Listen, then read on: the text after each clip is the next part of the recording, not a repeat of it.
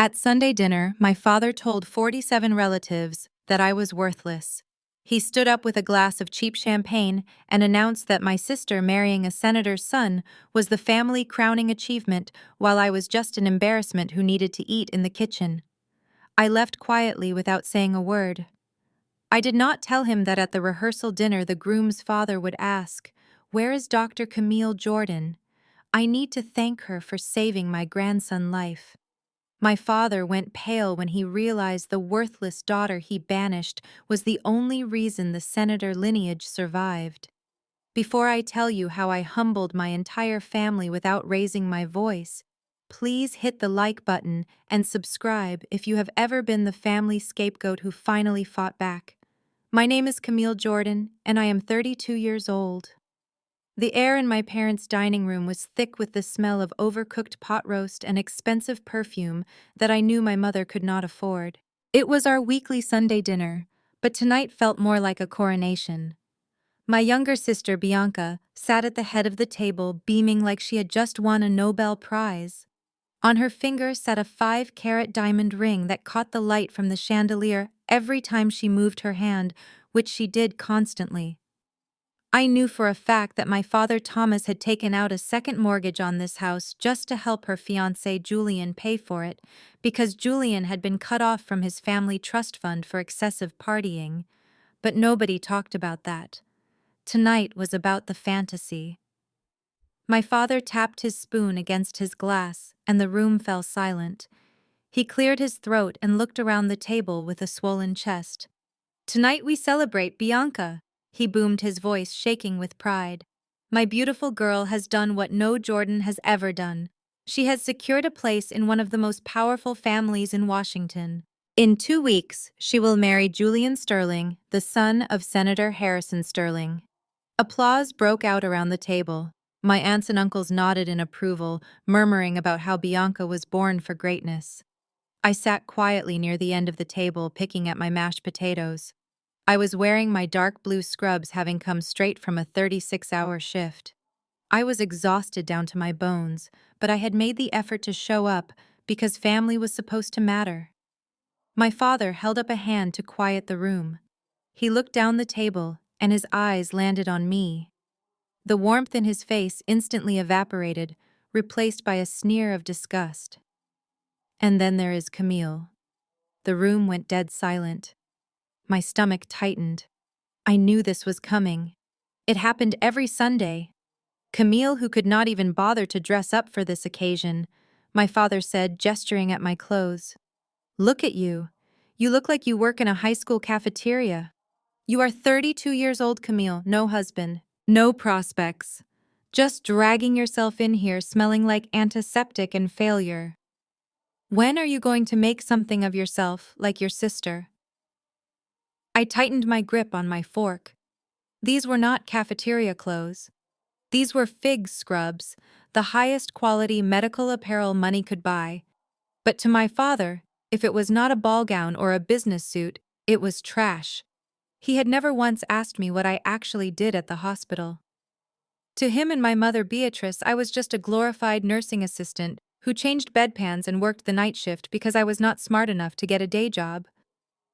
"I am happy for Bianca, Dad," I said, keeping my voice steady.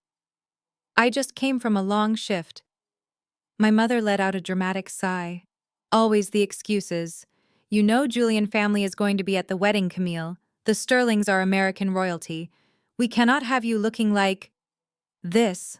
"That is actually what I wanted to talk about," my father interrupted. He took a sip of his wine and set the glass down with a sharp clink. "I have been looking at the seating chart for the reception. I have decided that it is best if you do not sit at the family table." I looked up, my heart skipping a beat. "What do you mean?" "I mean you will be seated at table 19, my father said flatly. "It is near the kitchen doors. It is better that way. We will have the senator and his wife at the main table along with Julian grandparents. We cannot have you sitting there in your cheap clothes with your tired eyes making everyone uncomfortable. You are a reflection on this family, Camille, and frankly you are a poor reflection. We need to present our best face to the Sterlings." Bianca is the face of this family's success.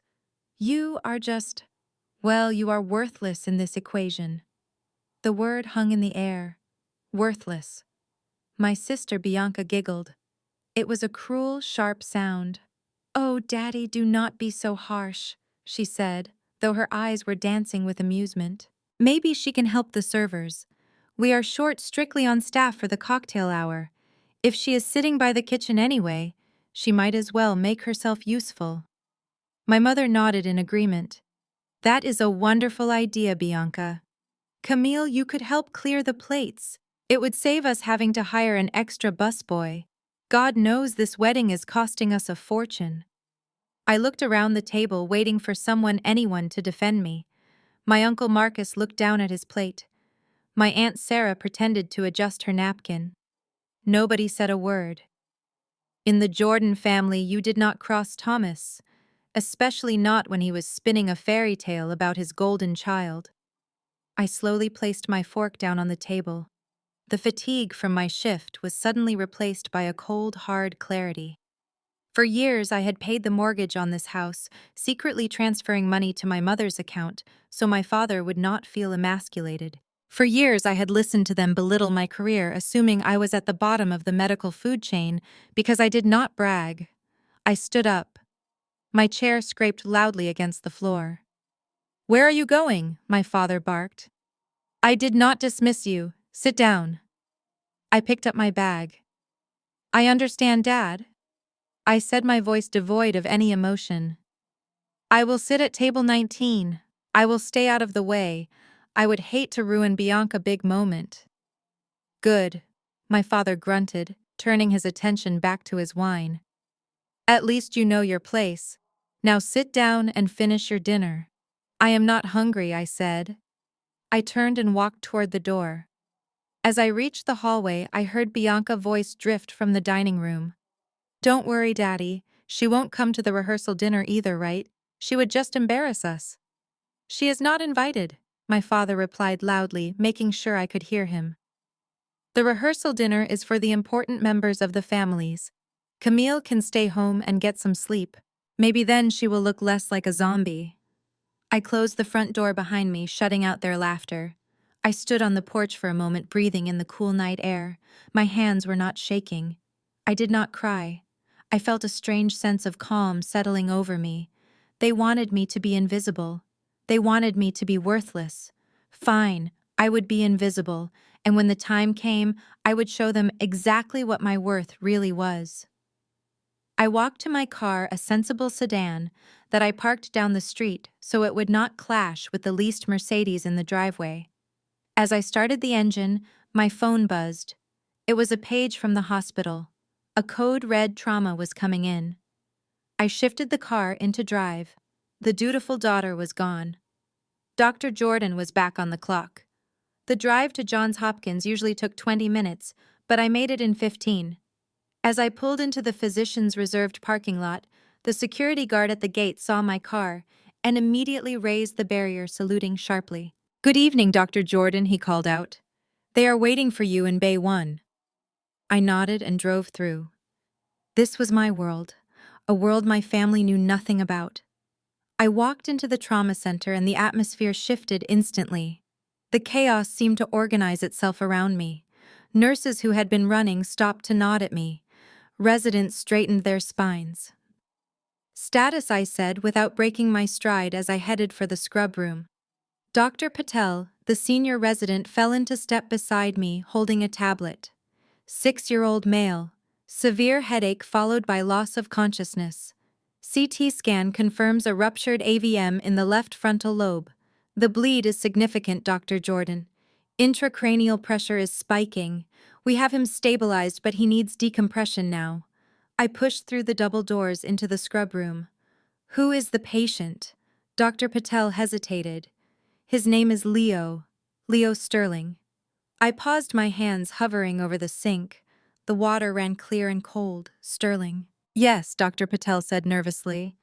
"He is Senator Harrison Sterling, grandson. The senator is in the waiting room right now with the Secret Service. He is demanding the best surgeon in the state. I told him the chief of pediatric neurosurgery was on her way." I looked up at my reflection in the mirror. My father's voice echoed in my head. You are worthless. You are a poor reflection on this family. The irony was so sharp it almost made me laugh. My father was borrowing money he did not have to throw a wedding to impress a man whose grandson life was currently resting in my worthless hands. Prep or one, I said, turning off the tap. And tell the senator that Dr. Jordan has the lead. As Dr. Patel ran off to prep the team, my phone buzzed in my pocket. I pulled it out. It was a text from Bianca. You ruined dinner tonight with your attitude. You owe me $500 for the emotional distress. Transfer it now or do not bother showing up to the church. Mom is crying because of you. I looked at the message. Emotional distress. She was worried about a dinner party while her future nephew was bleeding into his brain. I did not reply. I did not transfer the money. I powered the phone off and tossed it into my locker.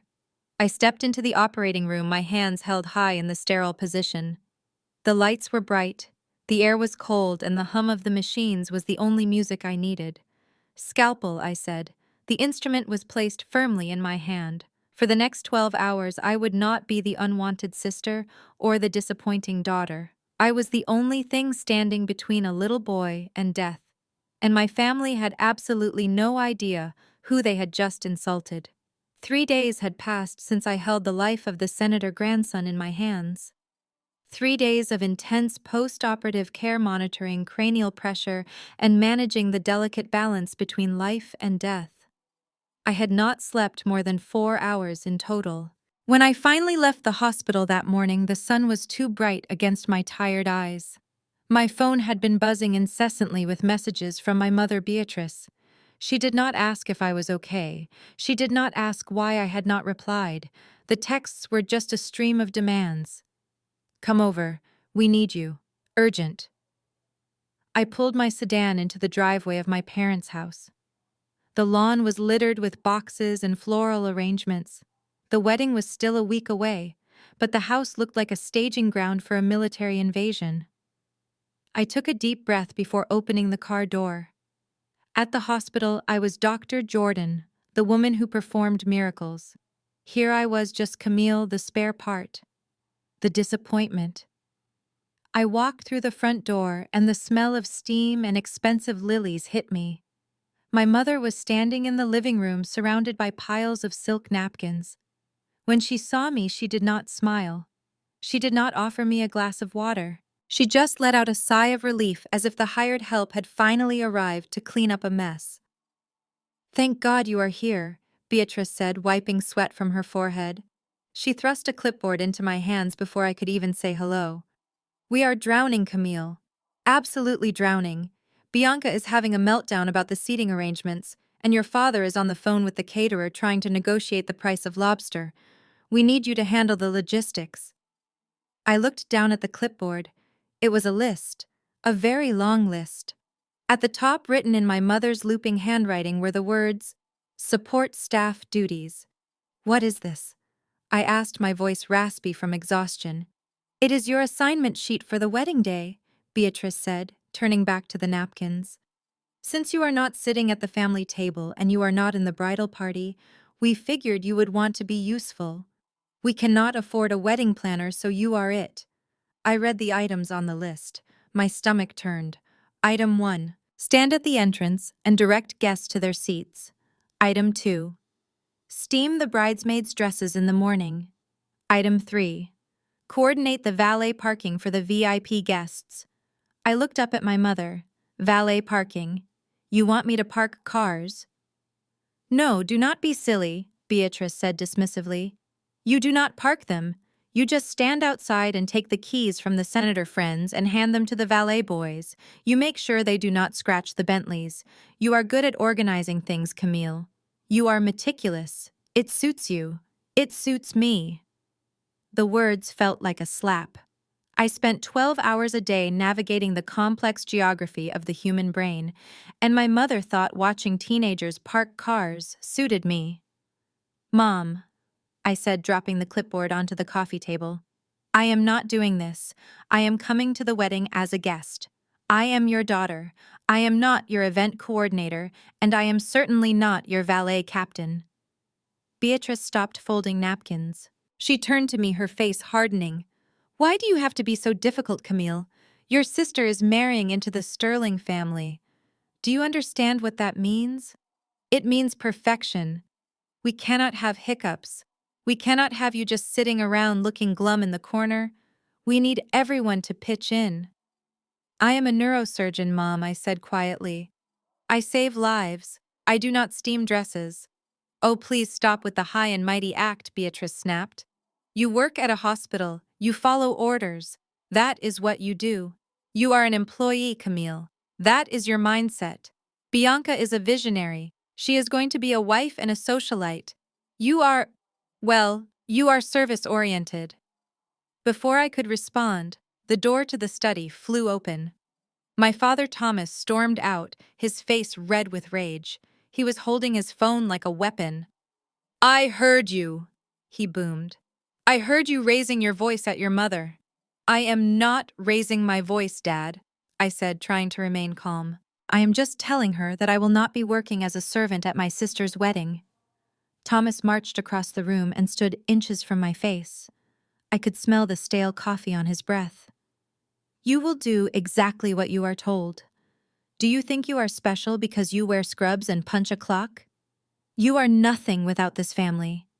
He pointed a shaking finger at the clipboard. "I already told the Sterlings that you would be handling the logistics.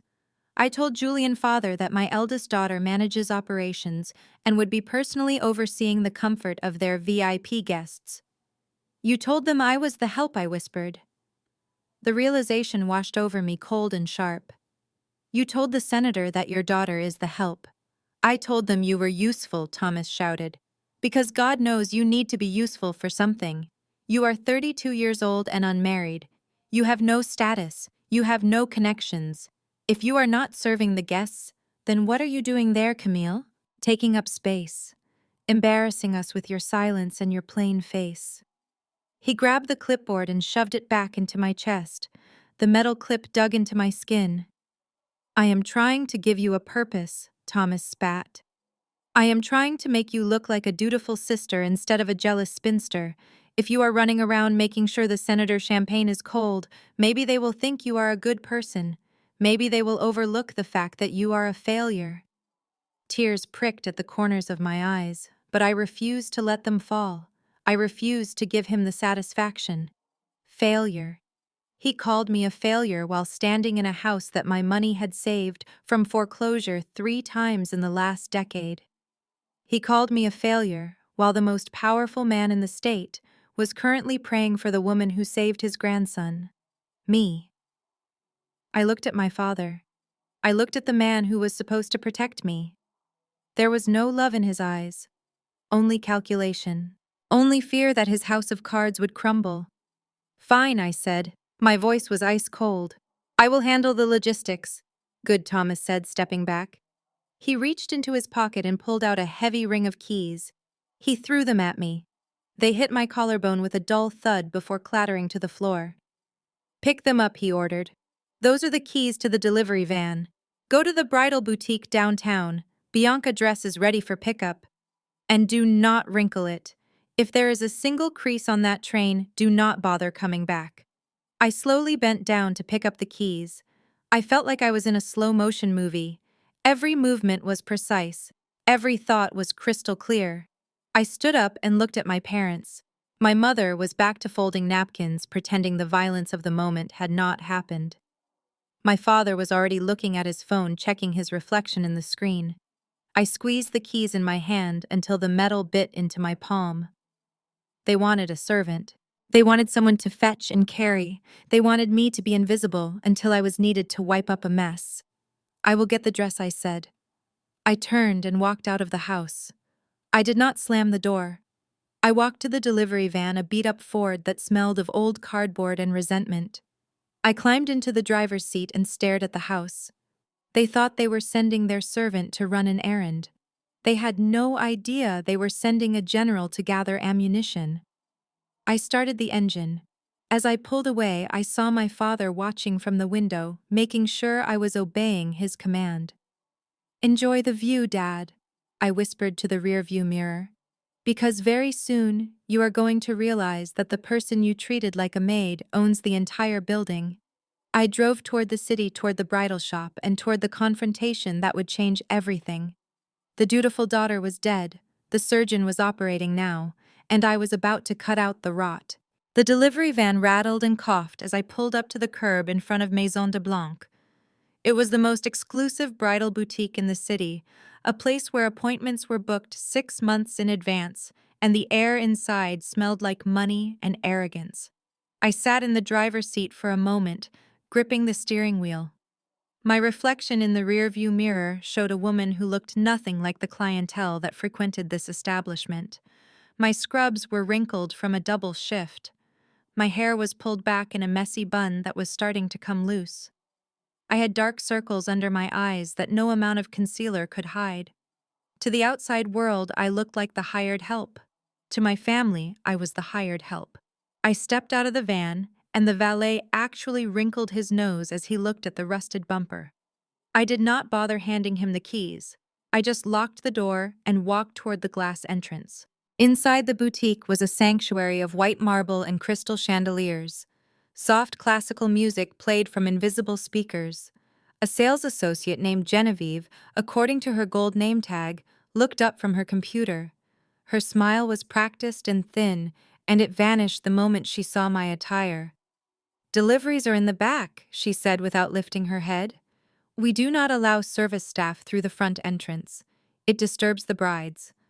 I stopped at the desk and placed my hand on the polished marble. "I am not a delivery driver. I am here to pick up a dress for the Jordan wedding." "Bianca Jordan." Genevieve looked me up and down. Her eyes lingered on the stethoscope I had forgotten to take off my neck. "Oh, you must be the sister, the one who works in healthcare. Mrs. Jordan mentioned you might be coming. She said you would be handling the logistics." Her tone made it clear that handling logistics was a polite way of saying doing the dirty work.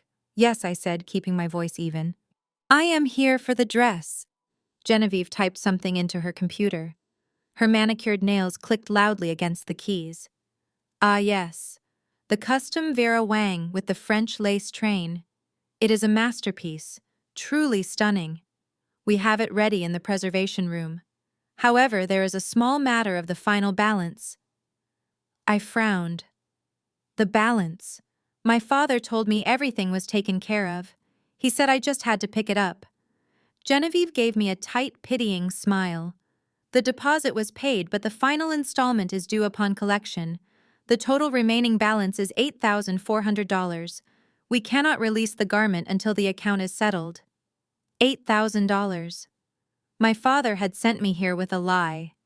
He knew the dress was not paid for. He knew his credit cards were maxed out. He sent me here hoping that in a moment of panic and shame I would pull out my own card to save the family reputation. It was a trap, a calculated humiliation. I felt the heat rising in my cheeks. "I do not have authorization to pay that amount," I said. "You will need to call my father." Before Genevieve could respond, the front door chimes rang out. The sound of high heels clicking on marble echoed through the space, followed by loud laughter. I turned to see Bianca walking in. She was flanked by her two bridesmaids, Ashley and Tiffany. They looked like a page out of a fashion magazine, perfectly groomed, wearing designer sunglasses and carrying matching lattes. Bianca stopped when she saw me. Her smile dropped for a fraction of a second before she put on a mask of exaggerated surprise. "Camille," she squealed, rushing over to give me a fake air kiss that did not touch my skin. "You made it. And you are wearing that." Ashley and Tiffany giggled, covering their mouths with their hands. "I am working." "Bianca," I said stiffly. "I came on my break because Dad said it was urgent." "Of course it is urgent," Bianca said, flipping her hair. "It is my wedding dress. The most important dress I will ever wear. Is it ready? Can I see it? I want to try it on one last time for the girls." Genevieve cleared her throat. Miss Jordan, I was just explaining to your sister that we cannot release the dress or open the preservation bag until the final balance is cleared. There is an outstanding payment of $8,000. The room went silent. The classical music seemed to get louder. Bianca's face turned a shade of pink that clashed with her lipstick. She turned to me, her eyes wide with accusation. Camille, pay the lady. We are in a hurry. We have a champagne tasting at 4. I stared at her. I am not paying $8,000 for your dress, Bianca. Dad sent me to pick it up. He did not say anything about paying for it. Bianca rolled her eyes and let out a dramatic groan. Oh my God, stop being so difficult. You know Dad is tied up with the venue costs right now. He probably forgot. Just put it on your card and he will pay you back later. You are a doctor, right? You have money sitting around doing nothing. Ashley leaned in, whispering loudly enough for me to hear. Is she serious? She is refusing to pay for her own sister's wedding dress. That is so tacky. I looked at the three of them. They stood there in their expensive clothes, reeking of entitlement, waiting for me to fix their problem, waiting for me to be the safety net I always was. I am not a bank, Bianca, I said, my voice low and dangerous. And I am not Dad's credit line. If you want the dress, call him, or use one of those cards you like to flash around.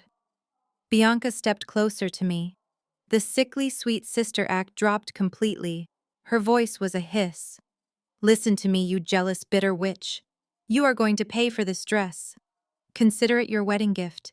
It is the least you can do after embarrassing me at dinner. Besides, let us be honest, Camille. This is the only time you will ever be buying a wedding dress. You are never going to get married. Look at you. You are cold, you are unlovable, and you are married to your job. So why do not you do something useful with that sad, lonely money of yours and help the sister who actually has a future? The words hung in the air. Genevieve looked down at her desk, pretending to be invisible. Ashley and Tiffany smirked, waiting for me to break, waiting for me to cry or apologize or pull out my wallet just to make the pain stop. For a moment I thought about it. I thought about paying the money just to get out of there, just to escape their judgment. But then I remembered the hospital. I remembered the little boy whose brain I had just repaired. I remembered my worth. And I realized that $8,000 would not buy their respect. It would only buy their silence until the next demand. I reached into my pocket, but instead of my wallet, I pulled out the keys to the delivery van. I placed the keys gently on the marble counter. What are you doing? Bianca asked, her voice rising in panic. I am leaving, I said calmly. You can't leave, Bianca shrieked. You have to take the dress. You have to drive it to the house. That was the deal. The deal was that I pick up a paid item, I said. The item is not paid for, therefore my job is done. I turned around and started walking toward the door. Behind me, I heard the sound of Bianca's hand slamming on the counter. Camille, come back here right now, she screamed. If you walk out that door, you are dead to me. Do you hear me? Dad will kill you. I will tell everyone that you tried to sabotage my wedding. I kept walking. I did not look back. Genevieve's voice drifted out as I pushed open the glass doors. Miss Jordan, if the balance is not paid in full by 5 o'clock, we will have to cancel the custom order and release the fabric for other clients. It is company policy. Do something, Camille, Bianca screamed. I stepped out onto the sidewalk.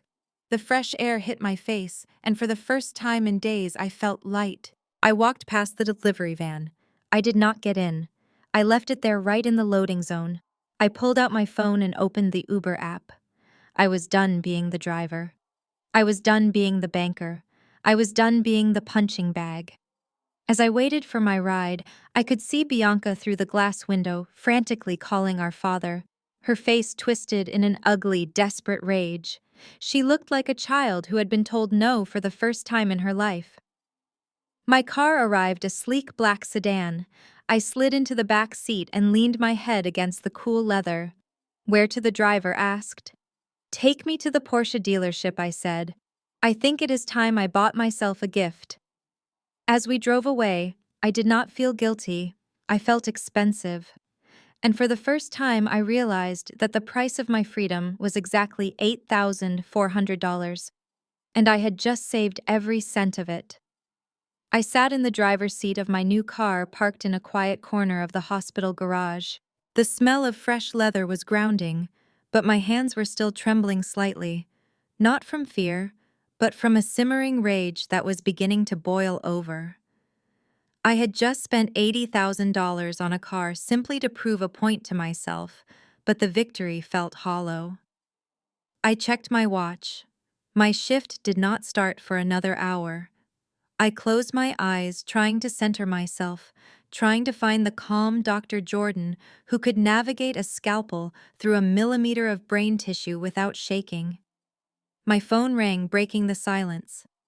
I glanced at the screen, expecting another barrage of hate texts from Bianca or a demand from my mother. But the caller ID displayed a number I recognized instantly. First National Bank Private Wealth Division. I straightened up and answered. "This is Dr. Jordan." "Good afternoon, Dr. Jordan. This is Michael Sterling, your personal account manager." My heart skipped a beat. Michael was the senior vice president of the private client group. He only called for two reasons. Either my investments had performed exceptionally well, or there was a serious security breach. Given the week I was having, I suspected the latter. "Is everything all right, Michael?" I asked. "There has been some unusual activity on your profile." "Dr. Jordan?" Michael said, his voice grave and professional. "Specifically, we received a loan application about 20 minutes ago. It was submitted online using your social security number and personal details. The application is for a $50,000 high-interest bridge loan." $50,000. I blinked. "I did not apply for a loan, Michael. I have enough liquidity in my checking account to cover that amount 10 times over. Why would I apply for a predatory loan?" "That is exactly what flagged our system," Michael replied. "That and the employment details listed on the application. The applicant listed your occupation as nursing assistant and your annual income as $45,000.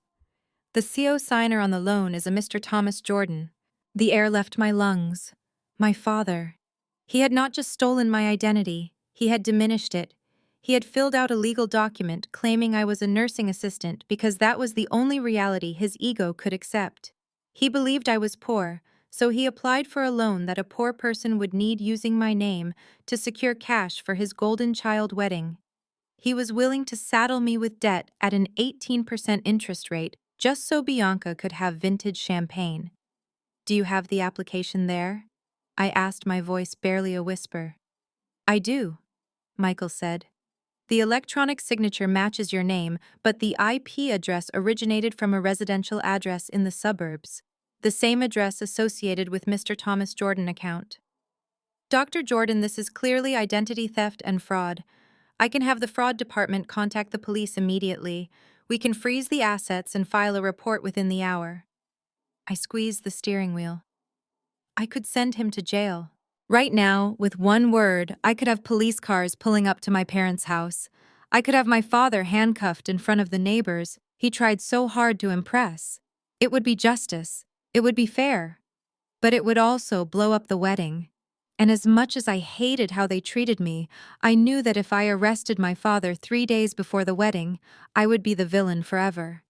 They would never learn. They would just play the victim. I needed them to fall on their own swords. I needed the humiliation to be public and absolute, not a private family tragedy. "No police, Michael," I said. "Not yet." "Are you sure, Dr. Jordan?" "This is a felony." "I am sure. Just decline the loan. Mark it as rejected due to verification failure. Do not tell the applicant why. Just tell them the Kio signer credit profile did not meet the criteria for approval." There was a pause on the other line. I could hear Michael typing. "Very well, Dr. Jordan. I have blocked the application and placed a fraud alert on your credit report, so no further attempts can be made. But Dr. Jordan, as your advisor, I must warn you. Whoever did this is desperate. People who forge signatures for $50,000 are usually drowning financially." "Thank you, Michael," I said. "You have no idea how right you are." I hung up the phone. I sat there staring at the concrete wall of the garage. My father was broke. He was not just cash poor, he was desperate enough to commit a crime against his own daughter. He thought I was stupid. He thought I would never notice a $50,000 debt because he assumed I was drowning in bills just like him. 5 minutes later, my phone rang again. This time the caller ID said Dad. I took a deep breath and answered. "Hello, you useless, ungrateful waste of space," my father screamed. I moved the phone away from my ear, wincing at the volume. His voice was shaking with a rage so pure it sounded like madness. "What is going on, Dad?" I asked, playing the role he expected. The confused, incompetent daughter. "Do not play dumb with me, Camille," he shouted. "The bank just rejected the loan. The bridge loan for the catering. I put your name on it because I thought you had decent credit from paying your little rent on time. I tried to help you build your credit score, Camille. I tried to include you in the family finances, and you ruined it." "You forged my signature, Dad," I said calmly. "That is illegal." "Illegal," he scoffed. "I am your father. Everything you have is because of me. I needed that money to secure the lobster for the reception. Do you want your sister to serve chicken at a sterling wedding? Do you want us to look like peasants?" "I want you to stop stealing my identity," I said. "I did not steal anything," he spat. "I was going to pay it back after the wedding when the Sterlings gave us the dowry gift. But now, thanks to your terrible credit score, the application was denied. What did you do, Camille? Did you miss a car payment? Do you have credit card debt you are hiding from us? God, you cannot do anything right. I tried to use you for one simple thing, just a signature, and you fail. You are a financial liability to this family." The irony was so thick I could taste it. He was yelling at a woman with an 850 credit score and a portfolio worth millions, accusing her of being a liability. "I am sorry my credit isn't good enough for you, Dad," I said, my voice dripping with sarcasm that went right over his head. "Maybe you should ask Bianca to co-sign. She is the successful one, right?" "Do not you dare bring Bianca into this," he warned. "She is under enough stress. She is preparing to be a wife and a mother. She does not need to worry about money. That is my job. And since you made me fail at my job, you are going to fix it." "I am not giving you money, Dad," I said. "I am not asking for your pennies anymore," he said. "I am telling you that since you ruined the loan, you are going to work double time at the wedding. You are going to manage the vendors. You will stay until the very end and make sure every table is cleared. And Camille, if you breathe a word of this to anyone, if you tell anyone I tried to get a loan, I will throw you out of the family for good. I will tell the senator that you are a thief." Who do you think they will believe? The father of the bride or the jealous sister who scrubs floors at the hospital? He hung up before I could answer. I lowered the phone and looked at the black screen. He threatened to frame me. He threatened to destroy the reputation I did not even have in his eyes. I started the engine of my Porsche. The engine purred a deep, powerful sound that vibrated through the seat. He thought the loan was rejected because I was poor. He had no idea it was rejected because I was too rich for his petty little fraud. I put the car in reverse. Let him think he had won. Let him think I was cowed and afraid. Let him think I would be the obedient servant at the wedding. I would go to the wedding. I would wear the uniform. I would clear the tables. But when the moment came, I would serve a dish that was not on the menu. And it would be cold. Very cold. I drove out of the garage and into the sunlight. The game had changed. It was no longer about defending myself. It was about exposing them. And I had the ultimate weapon. I knew exactly how much they owed, and exactly who they really were. "See you at the wedding, Dad," I whispered. The drive to the hospital was short, but my mind was racing miles ahead. I needed to call my lawyer. I needed to pull the deed to the house. If my father was forging signatures for $50,000, it meant the mortgage was likely in default too. I parked in my reserved spot next to the chief of surgery sign. As I walked toward the entrance, I held my head high. They called me worthless. But by the time this week was over, they would realize that I was the most expensive mistake they had ever made. The garden terrace of the Fairmont Hotel was a masterpiece of manicured hedges and blooming hydrangeas. It was the kind of place where the air smelled of jasmine and old money.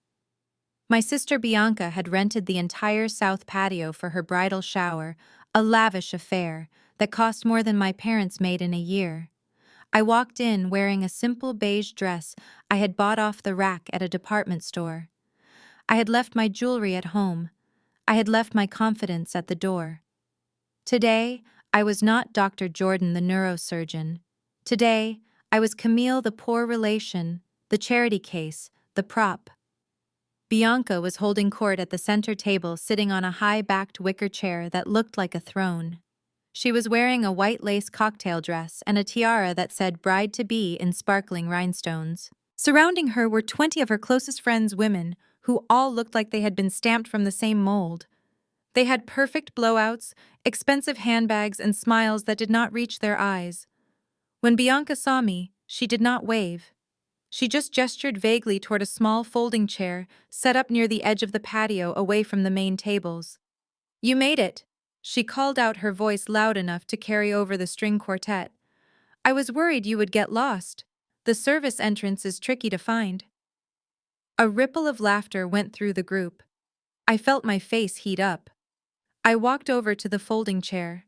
It was positioned next to the gift table, as if I were there to guard the presents, rather than celebrate the bride. I sat down and folded my hands in my lap. A waiter passed by with a tray of crystal flutes filled with rosé. I reached for one, but Bianca's voice stopped me. "Oh, Camille, do not drink that," she said. "That is the premium vintage. The house wine is on the sidebar over there. We are on a budget, remember? Or at least you are." I pulled my hand back. I watched as Ashley Bianca, maid of honor and former sorority sister, leaned in and whispered something to the group. They all turned to look at me. Their gazes were like lasers dissecting my outfit, my hair, my shoes. "So Camille," Ashley said, raising her voice, "Bianca tells us you work at the hospital. That must be so hard, dealing with all the fluids." I looked at her. "I work in neurology," I said simply. "Right, neurology," Ashley said, nodding sagely as if she understood. "So you like mop the floors in the brain department? Or do you just change the sheets after the surgeries?" "I am a surgeon." I wanted to scream. I wanted to tell them that just yesterday I had navigated a catheter through a femoral artery into a human brain. I wanted to tell them that my hands were insured for $5 million. But I remembered my father's threat. I remembered the loan fraud. I remembered that I needed them to dig their own graves. "I help where I am needed," I said, keeping my voice neutral. "That is so noble," Tiffany, another bridesmaid, chimed in. "My dad says it is hard to find good help these days. Most people think they are too good for manual labor." "It is nice that you know your place, Camille. Not everyone can be a doctor or a lawyer. Someone has to empty the trash." Bianca laughed the loudest. She clapped her hands in delight. "Exactly, Tiffany. Camille is very grounded. She keeps us humble. Dad says she is the backbone of the family because she carries all the burdens the rest of us are too successful to handle." I sat there and took it. I let their words wash over me like sewage. I watched them open gifts. Bianca squealed over silk pajamas, cashmere throws, and crystal vases. Every time she opened a box, she would look at me and smirk as if to say, "Look at what you can never afford." Then came the games. They played a game called How Well Do You Know the Bride? Question number 5. Ashley announced, reading from a card. "What is Bianca's biggest fear?" "Spiders," someone shouted. "Poverty," Tiffany yelled. Bianca pointed at Tiffany. "Correct. Poverty is disgusting. That is why I am marrying Julian. So I never have to look at a price tag again." Everyone cheered. "Okay. Next question," Ashley said. "Who is the person Bianca looks up to the least?" The table went silent. 20 pairs of eyes shifted toward me. I froze. This was not a game. This was a public execution. "It is okay, you can say it," Bianca said, taking a sip of her wine. We are all friends here, her sister Tiffany said. Correct? Bianca said. I love Camille. Obviously, she is family. But let us be real. She is 32, she is single, and she wears scrubs for a living. She is basically a cautionary tale. She is what happens when you do not try. The cruelty was so casual, so practiced. It was not just an insult, it was a worldview. To them, I was not a person. I was a mirror reflecting their own fears of inadequacy. I stood up. I had heard enough. I had endured the taunts about the wine, the job, and the clothes, but being called a cautionary tale by a woman who was funding her wedding with stolen money was too much. Where are you going? Bianca asked, her tone sharpening. We have not cut the cake yet. You need to slice it and serve everyone.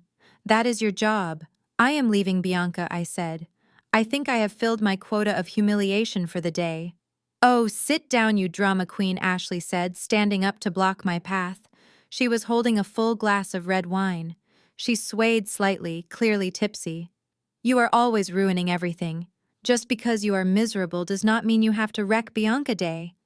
I stepped to the side to go around her. Oops, Ashley said. It happened in slow motion. She tilted her hand. The glass tipped. The dark red liquid arched through the air.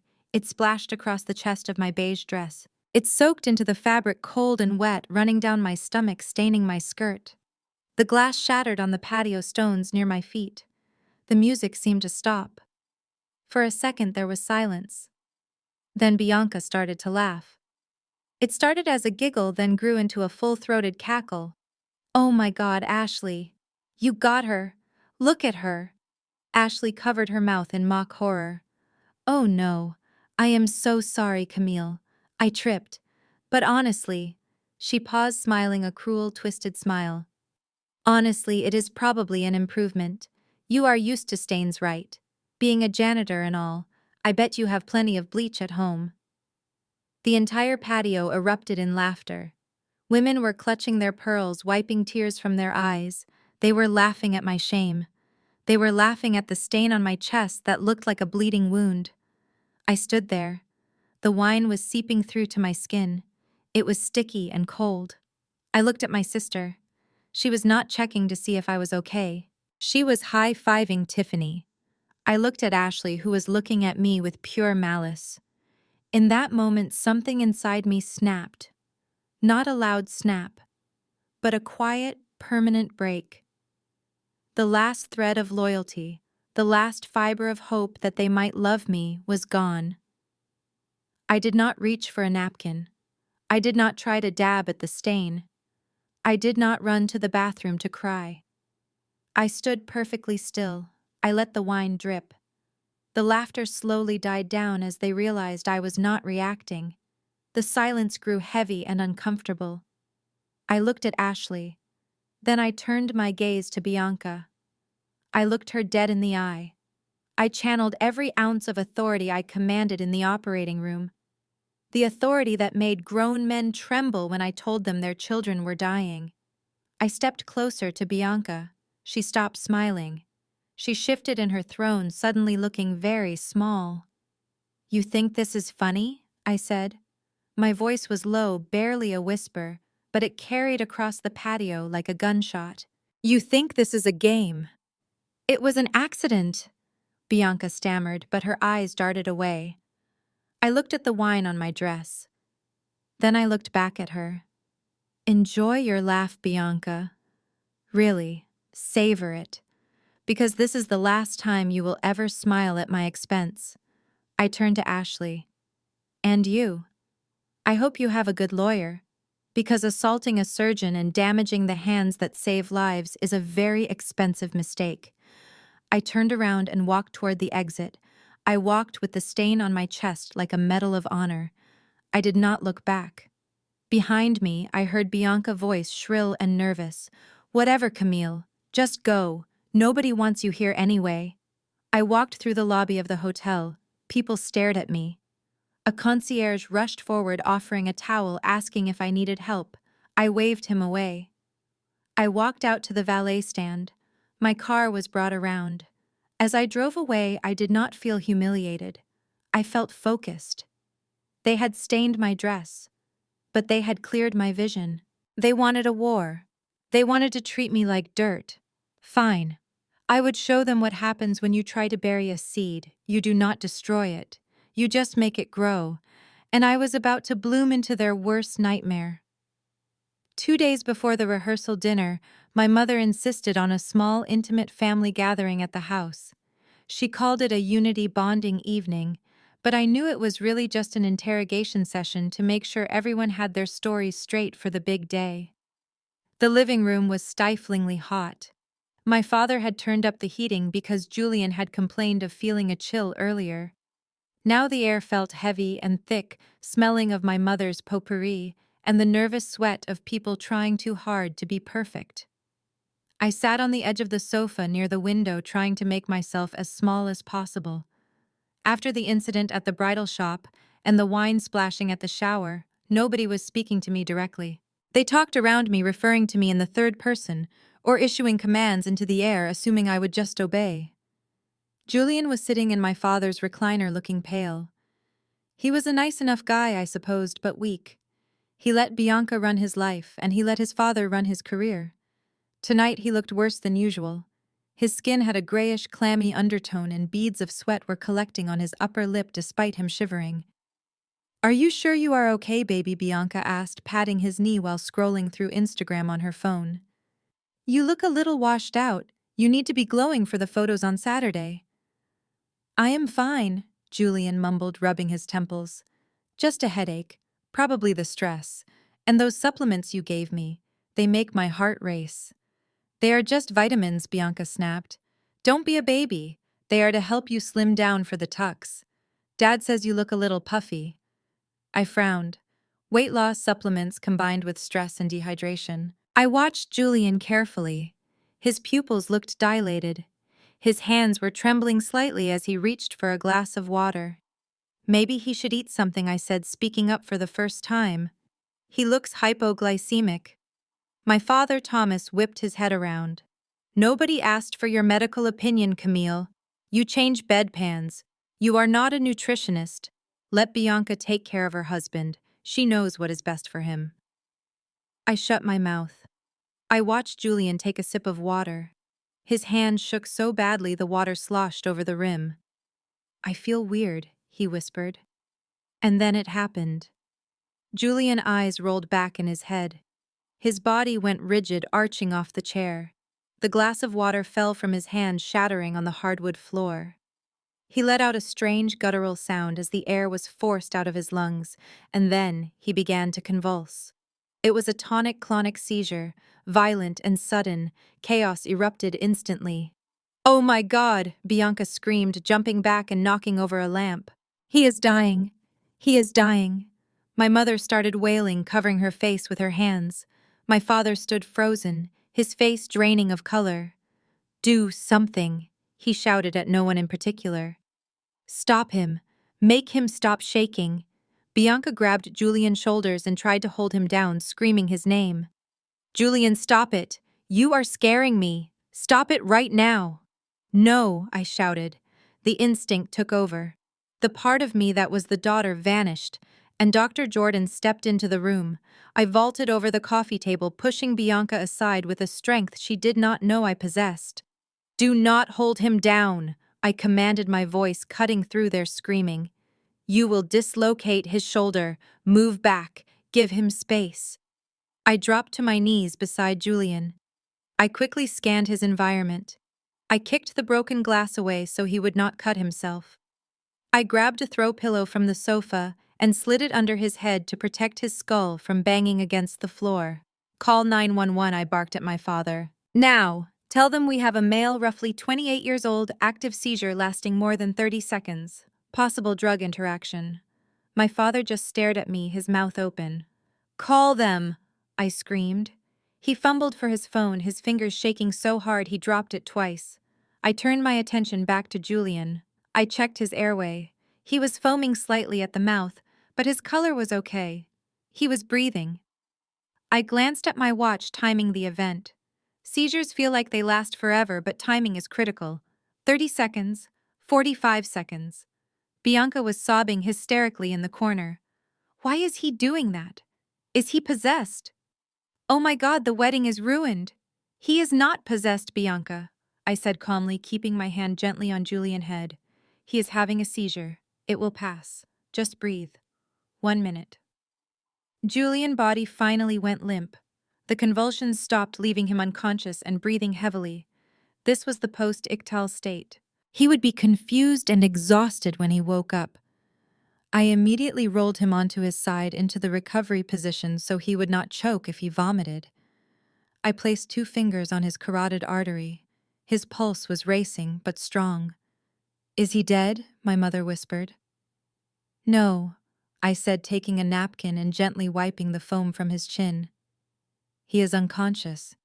It is the recovery phase. He needs quiet. Turn off the lights. It is too bright in here." For a moment there was silence. I knelt there, monitoring his breathing, feeling a sense of control. I had saved him from injury. I had managed the crisis while they fell apart. Then Julian groaned. His eyelids fluttered. Julian, Bianca shrieked, rushing forward. "Baby, are you okay?" I put a hand up. "Give him space, Bianca. He is going to be confused. Do not crowd him." Julian opened his eyes. He looked terrified. He looked at me, his eyes unfocused. Who are you?" He was disoriented. Totally normal. "I am Camille," I said softly. "You had a seizure, Julian. You are safe. The ambulance is coming." Before I could say another word, I felt a rough hand grab my shoulder and yank me backward. I lost my balance and fell onto the floor. "Get away from him!" my father roared. I looked up, shocked. "Dad, what are you doing? I just helped him." "You touched him with your dirty hands," Thomas spat, standing over me like a guard dog. "You probably made it worse. What did you do to him? Why was he shaking like that? Did you give him something?" I stared at him in disbelief. "I gave him first aid, Dad. I protected his head. I put him in the recovery position." "You rolled him on the floor like a dog," my mother chimed in, looking at me with disgust. "Look at him. He is drooling. You embarrassed him, Camille." I stood up, brushing the dust off my knees. "He had a seizure, Mom. It is a medical emergency. It is not embarrassing. It is dangerous. Just get out of the way," my father said, pushing me toward the kitchen. "We need a real doctor. Not a nursing assistant who thinks she knows everything because she watches Grey Anatomy." I opened my mouth to argue, to scream that I was the chief of pediatric neurosurgery, but the siren wail cut through the air. Red lights flashed against the living room window. The paramedics rushed in through the front door, carrying a stretcher and a jump bag.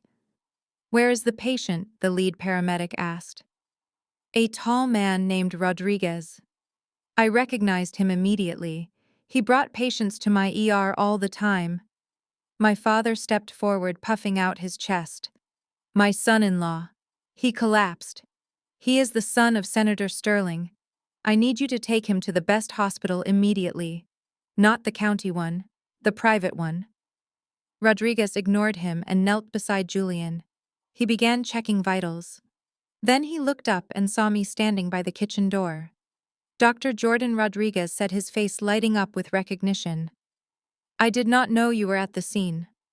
I stepped forward. "Yes, But my father stepped right in front of Rodriguez, blocking his view of me. "Her name is Camille," my father interrupted loudly.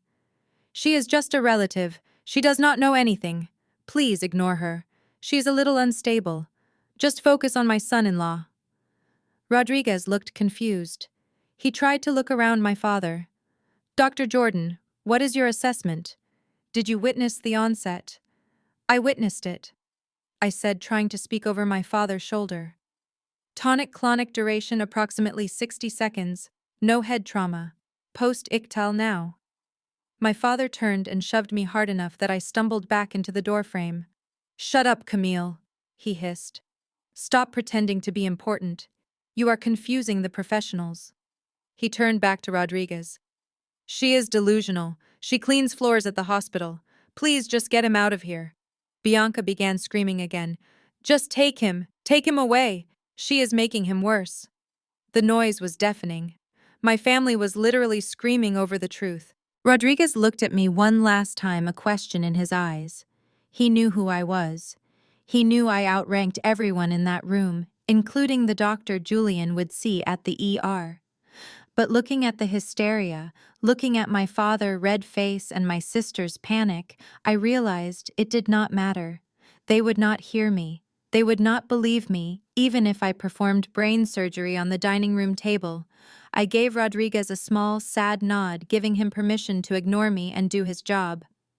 "Patient is stable," I said quietly. "Take him." Rodriguez nodded slowly, understanding the dynamic, even if he did not understand the reason.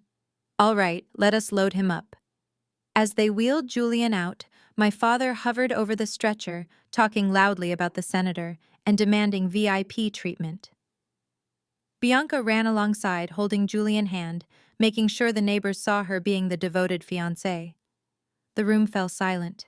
I was left alone in the living room, surrounded by the smell of fear and the broken glass I had kicked aside. I looked at my hands, the hands my father called dirty. They were steady, they were capable, they were worth millions. I walked over to the sink and washed them, not because they were dirty, but because I needed to wash the memory of my family from my skin. They had rejected the only person who could save them. I dried my hands on a paper towel. "Next time," I whispered to the empty room. "Next time I will let you wait for the ambulance." I grabbed my purse and walked out the back door. I had a rehearsal dinner to attend tomorrow, and I had a feeling that Julian's seizure was just the prelude to the real earthquake that was coming. The digital clock on the dashboard of my Porsche read 11:30 at night as I pulled into the driveway of my parents' house. The windows were dark, except for a single light burning in my father's study. He had summoned me with a text message that contained only 2 words: "Come over." No please, no explanation, just a command. I turned off the engine and sat in the silence for a moment. The air outside was humid and thick as a storm was brewing. It felt fitting. For years I would have walked into this house with my stomach in knots, terrified of what I had done wrong this time. I would have spent the drive over rehearsing apologies for crimes I had not committed. But tonight my pulse was steady. My hands were relaxed. I was not walking into the lion's den anymore. I was the lion, and I was just visiting the circus.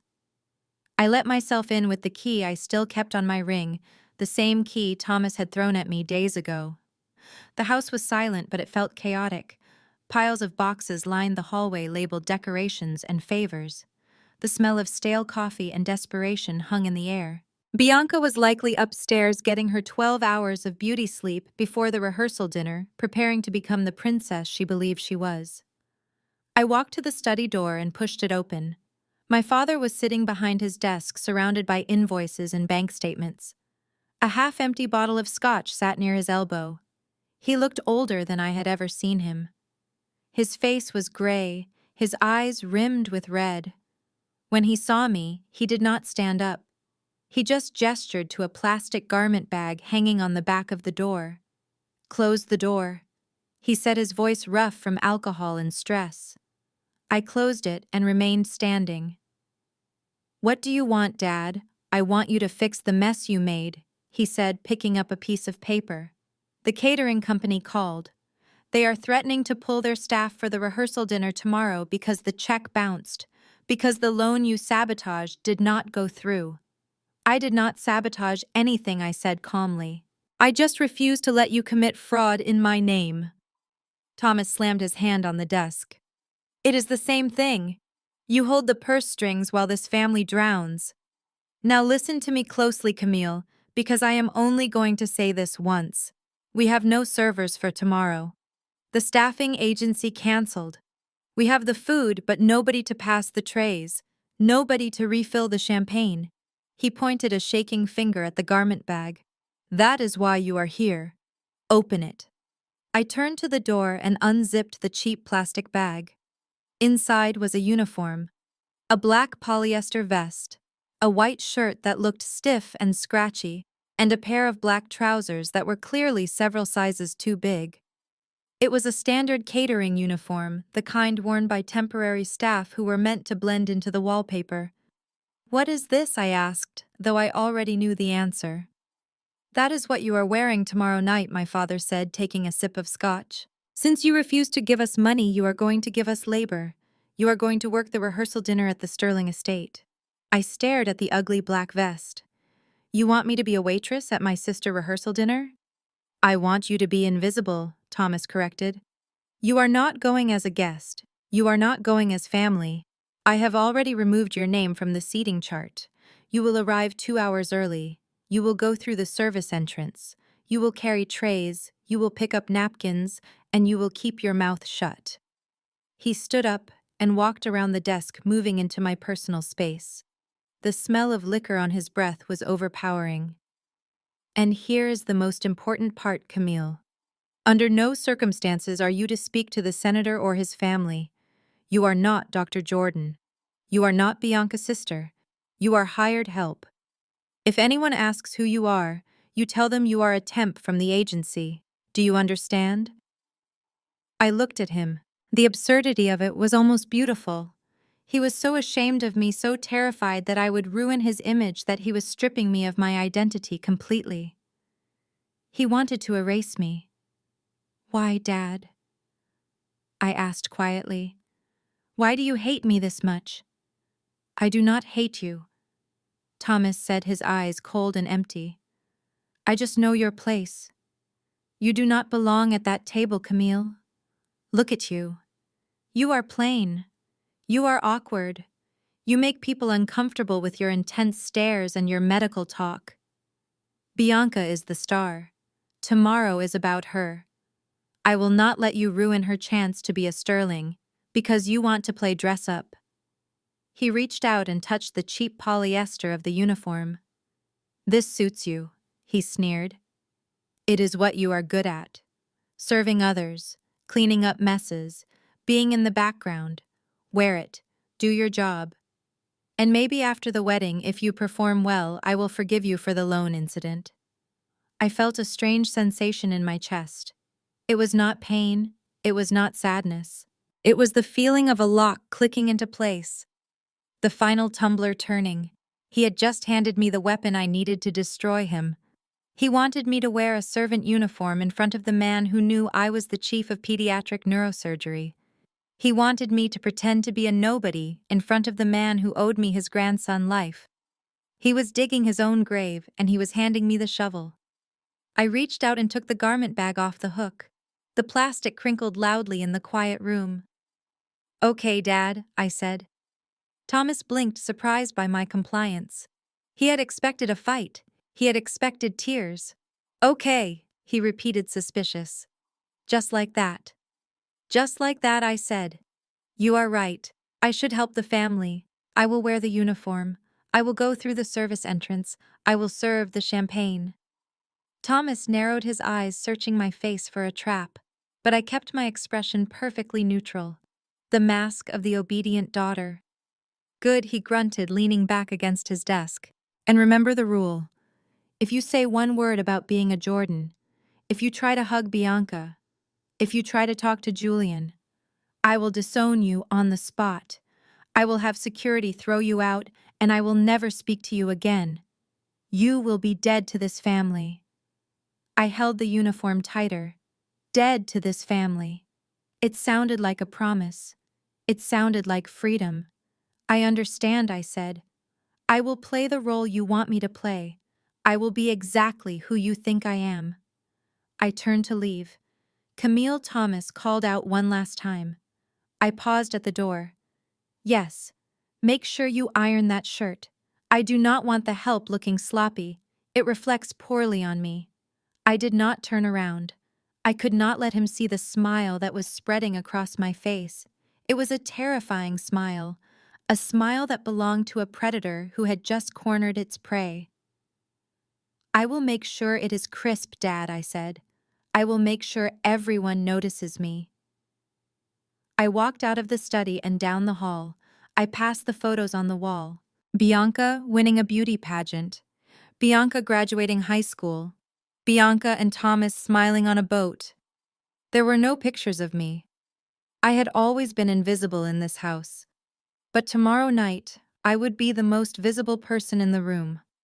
I walked out into the night air and tossed the garment bag onto the passenger seat of my Porsche. It looked ridiculous there against the expensive leather interior, a symbol of my petty cruelty. I started the engine and drove away from the house for the last time as a daughter. Tomorrow I would return as a servant, and by the time the dessert was served, the house of Jordan would be nothing but ash. I reached for my phone and dialed a number. It was late, but I knew he would be awake. "Michael," I said when my banker answered. "Dr. Jordan, is everything all right?" "Everything is perfect, Michael. I need you to prepare a document for me. A foreclosure notice, for the Jordan residence. I want it ready to be served within 48 hours. There was a pause. "You want to call in the mortgage. I want to call in everything," I said, "but not yet. Let us wait until the cake is cut." I hung up and sped into the darkness. The uniform was my costume for the final act. My father wanted a show. I was going to give him a performance he would never forget. The iron gates of the Sterling estate were taller than my parents' entire house. As I drove my Porsche through them, the security team simply nodded at me. They recognized the car. They recognized the woman behind the wheel. To them, I was Dr. Jordan, the surgeon who had been visiting their boss' private wing for the last 48 hours to monitor his grandson's recovery. But to the people in the rented limousine 3 cars behind me, I was nobody. I parked my car in the discreet VIP lot around the back, away from the main entrance. I wanted to be inside before they arrived. I wanted to watch them walk into a world they thought they could buy their way into. I entered the mansion through the garden doors.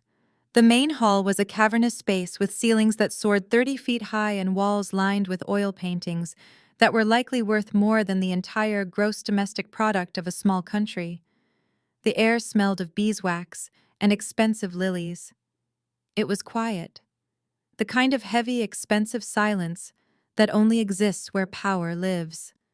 I stood in the shadow of a massive marble pillar near the grand staircase. I was wearing a black silk dress. It was simple, elegant, and understated. It was the kind of dress that whispered money rather than screaming it. I had the polyester waiter uniform in a tote bag slung over my shoulder, but I had not put it on yet. I wanted them to see me, just for a second. I wanted them to see the daughter they threw away standing in the palace they were so desperate to enter. The heavy oak front doors swung open. A butler who looked more distinguished than my father ushered them in. My family stepped across the threshold and stopped. It was painful to watch. My father, Thomas, was wearing a tuxedo that was a shade too shiny. His bow tie was slightly crooked. He looked around the room with a mixture of hunger and terror. My mother, Beatrice, was clutching her purse so tightly her knuckles were white. Her dress was too loud, a bright fuchsia that clashed violently with the muted earth tones of the Sterling estate. And then there was Bianca. My sister, the golden child, looked small. She had spent her whole life being the prettiest girl in the room, the one who demanded attention. But here in this cathedral of old money, she looked like a child playing dress-up in her mother's clothes. She was fidgeting with her hair, smoothing her skirt, checking her reflection in the glass of a grandfather clock. She looked terrified. Julian was with them. He looked pale and sweaty, clearly still recovering from his seizure but forcing himself to stand upright. He leaned in close to my father and whispered loudly enough for the acoustics of the hall to carry his voice to me. "Listen, Thomas, please be careful tonight," Julian said, his voice shaking. "My father is in a foul mood. He has barely slept. He has been at the hospital with Leo all week. If he seems cold, do not take it personally. Just do not annoy him." My father puffed out his chest, trying to regain his composure. "Do not worry, son. I know how to handle powerful men. We are practically family now. The senator and I will be sharing cigars by the end of the night." I almost laughed out loud. My father thought he could charm Harrison Sterling. Harrison Sterling was a man who ate sharks for breakfast. He would chew my father up and spit him out before the appetizers were served. They began to move further into the room, their footsteps echoing loudly on the marble floor. They were trying to walk with confidence, but they looked like intruders. They looked like tourists who had wandered into a restricted area. That was when my father saw me. I stepped out from behind the pillar. I did not say a word. I just stood there, my hands clasped loosely in front of me, looking at them with a calm, detached expression. Thomas stopped dead in his tracks. His eyes bulged.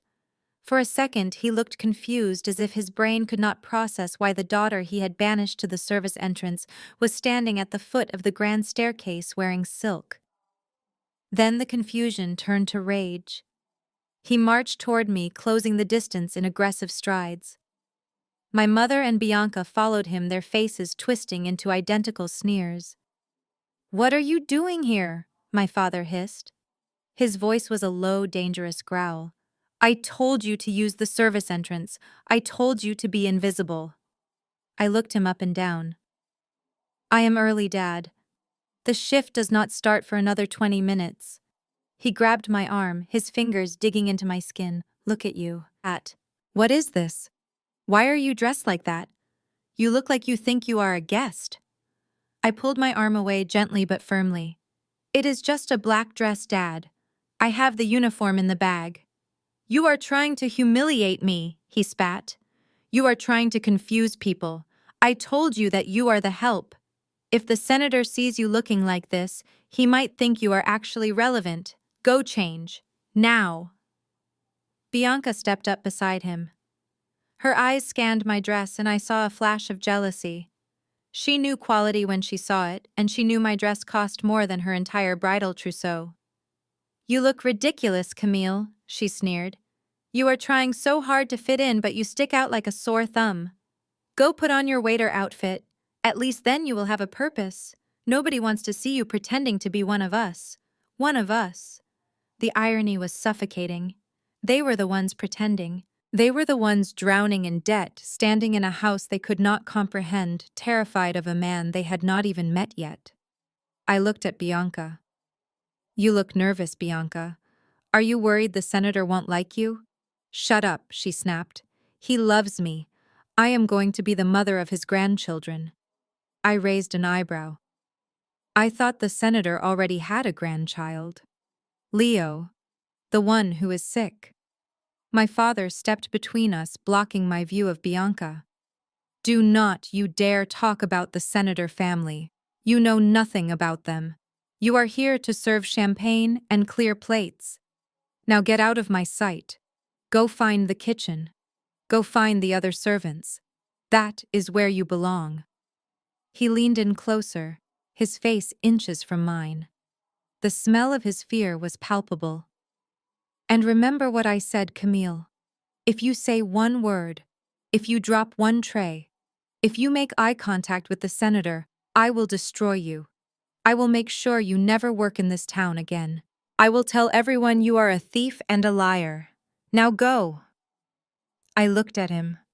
I looked at the man who had raised me, who had taken my money for years, who had forged my signature, and who was now threatening to ruin a reputation I had built with blood and sweat. I did not feel anger anymore. I felt pity. He was a small man standing in a giant hall, screaming at the only person who could save him. I picked up my tote bag. "As you wish, Dad," I said softly. "I will go change. I will put on the uniform. I will be the best servant you have ever seen." I turned and walked toward the heavy swinging doors at the back of the hall, the ones that led to the kitchens. "Good," my father called after me. "And burn that dress. You look like a funeral attendee." I pushed through the doors and let them swing shut behind me, cutting off the sound of their voices. I found myself in a bustling corridor filled with catering staff. The smell of roasted lamb and truffle oil filled the air. I walked into the staff changing room. It was empty. I set my bag down on a bench. I unzipped the black silk dress and let it fall to the floor. I stepped into the stiff, scratchy polyester trousers. I buttoned the white shirt all the way to my chin. I put on the black vest. I looked at myself in the mirror. I looked like a ghost. I looked like a nobody. Perfect. I tied my hair back into a severe bun. I took off my diamond stud earrings and put them in my pocket. My father wanted a servant. He wanted me to be invisible so he could shine. I smoothed the front of the vest. I would serve them all right. I would serve them exactly what they deserved. And when the senator walked into that room and looked for the doctor who saved his grandson, he would not find a woman in a silk dress. He would find a waitress standing in the corner, holding a tray of empty glasses. And that image would burn the house of Jordan to the ground. I picked up a silver tray from the counter. I checked my reflection one last time. Showtime, Dad. I pushed the kitchen doors open and walked back out into the lion den, ready to serve the first course of their destruction. I stood in the shadow of a massive marble column holding a silver tray filled with crystal champagne flutes. The polyester uniform my father had forced me to wear was scratchy against my skin, and the black vest was 2 sizes too big, but I did not care. From this vantage point, I was invisible. I was part of the furniture. I was just another faceless servant in a room full of people who believed they were gods. The grand ballroom of the Sterling estate was filling up. The guests were a mix of Washington power players, tech billionaires, and old money socialites who had never worked a day in their lives. They moved with the easy confidence of people who owned the world. And then there was my family. My father Thomas was standing near the center of the room, holding a drink he was too nervous to sip. He kept checking his watch and smoothing the lapels of his tuxedo. He looked like a man waiting for a verdict. My mother Beatrice was smiling so wide, it looked painful trying to catch the eye of anyone important, but the other guests simply looked through her. Bianca was clinging to Julian, arm, her knuckles white. She looked less like a bride and more like a hostage. Suddenly, the heavy double doors at the far end of the room swung open. The murmur of conversation died instantly. The string quartet in the corner stopped playing mid-note. Senator Harrison Sterling had arrived. He walked into the room not like a host, but like a monarch returning to his court. He was a tall man with steel-gray hair and eyes that were colder than the ice in the champagne buckets. He moved with a predatory grace. Flanking him were 2 men who were obviously security detail, though they wore tuxedos to blend in. The energy in the room shifted toward him like a tide. Everyone wanted to be seen by him. Everyone wanted a nod, a smile, a fragment of his attention. My father straightened his spine so aggressively I thought it might snap. He grabbed my mother's arm and hissed something at Bianca. They formed a little phalanx of desperation and began to march toward the senator. I moved closer, weaving through the crowd, offering drinks to guests, so I could inch my way toward the confrontation. I needed to hear every word. Senator Sterling stopped in the middle of the room. He did not smile. He did not wave. He simply scanned the crowd, his eyes darting back and forth as if he were looking for something specific. He looked tired. The lines around his mouth were deep etched by the stress of having a grandson in the ICU. My father reached him first. Senator Sterling Thomas boomed his voice too loud in the quiet room. What an honor! What a magnificent home! I must say it is a privilege to finally be here as family. He extended his hand for a handshake. The senator looked at the hand. He did not take it. He just stared at it for a second, as if it were a dead fish, and then looked up at my father's face. "Mr. Jordan, I presume," the senator said. His voice was a deep baritone that commanded absolute silence from everyone nearby. "Yes," Thomas said quickly, dropping his hand and wiping it on his pants. "Thomas Jordan. And this is my wife Beatrice. And of course, the star of the show, my daughter Bianca." Thomas pushed Bianca forward like he was presenting a prize heifer at a county fair. Bianca bobbed a clumsy curtsy. "It is so lovely to meet you, Senator," she squeaked. "Julian has told me so much about you." The senator looked at Bianca. His expression did not soften. He looked at her with the same clinical detachment one might use to inspect a menu. "I am sure he has," the senator said dryly. My father, sensing the coldness, tried to fill the silence with noise. "We are just so thrilled about this union. Our families have so much in common. The Jordan legacy is built on hard work and values, just like the Sterling name." We believe in excellence, Senator. Absolute excellence. I almost snorted. The Jordan legacy was built on maxed-out credit cards and fraud. The senator finally turned his eyes to my father. Is that so? He asked. Absolutely. Thomas continued gaining momentum. Bianca is a perfect example. She was the valedictorian of her finishing school. She is a woman of grace and sophistication. We raised her to be the perfect political wife. She will be a tremendous asset to Julian's career and to your family reputation. I watched the senator's jaw tighten. He looked bored. He looked annoyed. He looked like he wanted to be anywhere else but here listening to a used car salesman pitch a bride. That is fascinating, Mr. Jordan, the senator said, cutting him off. But if you will excuse me, I am not currently interested in resumes. He turned away from them, scanning the room again. He looked at the entrance. He looked at the VIP tables. He looked distressed. Is everything all right, sir? My father asked, stepping back into his line of sight, refusing to be dismissed. Is there something we can get you? A drink, perhaps? The senator sighed. I am looking for someone. My father's eyes lit up. Ah, a special guest. Perhaps the vice president. Or maybe the governor. We would be honored to be introduced. No, the senator said sharply. I am not looking for a politician. I am looking for the woman who saved my grandson's life. My father blinked. He looked confused. Saved his life? Thomas repeated. You mean a doctor? The senator nodded, his eyes still searching the crowd. Yes. The surgeon, Dr. Jordan. Julian told me she might stop by tonight. I need to speak with her. I need to thank her personally. The update from the hospital an hour ago was miraculous. Leo is awake and asking for food. That woman performed a miracle. My father laughed. A nervous, confused little laugh. Dr. Jordan, he said. Jordan, he?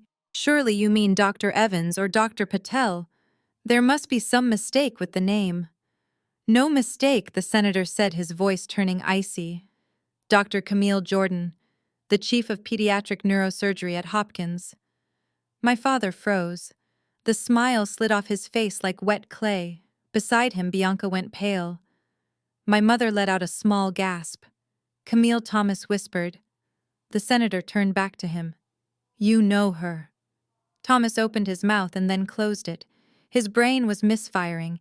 He was trying to reconcile the image of his worthless daughter, the nursing assistant, with the person the senator was describing as a miracle worker. It did not compute. Well, Thomas stammered. We have a daughter named Camille. But she is not what the senator asked, leaning in. She is not important, my father blurted out. She works at the hospital, yes. But she is just a low-level employee, an assistant. She certainly is not a surgeon. You must have the wrong person, Senator. My Camille is, well, she is slow. She is not capable of saving anyone. I gripped the silver tray so hard my knuckles turned white. He was doing it again. Even when faced with the truth, he chose to deny my existence rather than admit he was wrong. The senator narrowed his eyes. He looked at Thomas with a mixture of confusion and disgust. Slow, he repeated. You are telling me that your daughter is slow. Yes, Thomas said, wiping sweat from his forehead. She is a disappointment, frankly. We try not to talk about her. She is actually here tonight, but she is working. Working? The senator asked. Yes, Thomas said, pointing vaguely toward the kitchen. In the back.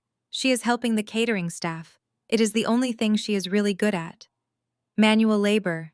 We did not want to bother you with her presence. The senator stared at my father for a long, uncomfortable silence. The air around them seemed to drop 10 degrees. You have a daughter named Camille Jordan, the senator said slowly, enunciating every word. And you have her working as a servant at your other daughter rehearsal dinner. Thomas smiled nervously, thinking he was bonding with the senator over shared elitism. Exactly. We believe everyone should earn their keep, even the black sheep. We did not want her embarrassing us at the main table. You understand, Senator, standards must be maintained. The senator did not smile. He looked at Julian, who was standing behind my father looking at the floor. Julian, the senator barked. Julian jumped. Yes, father. Did you know about this? Julian swallowed hard. I knew she was helping out, but Thomas said it was what she wanted. He said she preferred it. The senator looked back at Thomas. He looked at him as if he were a bug he wanted to crush under his shoe. And you are sure she is not a surgeon? The senator asked one last time, giving him a chance to recant. Thomas laughed, a loud, arrogant laugh. Senator, I promise you, if Camille is a surgeon, then I am the President of the United States. The girl faints at the sight of blood. She is a nobody. I stepped forward. I moved out of the shadows.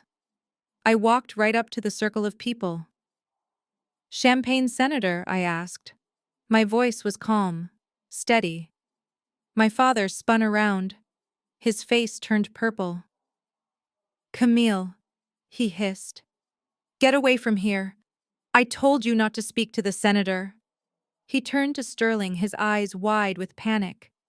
I am so sorry, Senator. This is her. This is the girl I was telling you about. The help. He grabbed my arm and tried to shove me away.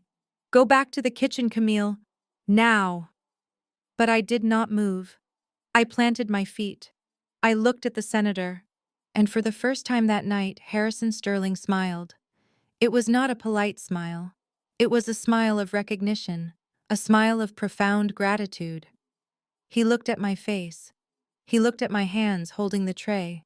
And then he looked at the name tag I had pinned to the cheap polyester vest. It said simply, Camille. But he saw past the uniform. He saw the woman who had stood over his grandson for 12 hours. Leave her alone, the senator said softly. My father froze. What? I said, take your hands off her, the senator roared, his voice echoing off the vaulted ceiling. Thomas dropped my arm as if it were burning hot. The senator took the heavy silver tray from my hands and handed it to my father. Hold this, he ordered. Thomas instinctively grabbed the tray, looking bewildered. The senator turned to me. He took both of my hands in his. His eyes were shining with tears. Dr. Jordan, he said. Thank God. I have been looking everywhere for you. The room went dead silent. My father stood there holding the tray of champagne, his mouth opening and closing like a fish on dry land. Bianca looked like she was about to faint. Hello, Senator, I said, smiling.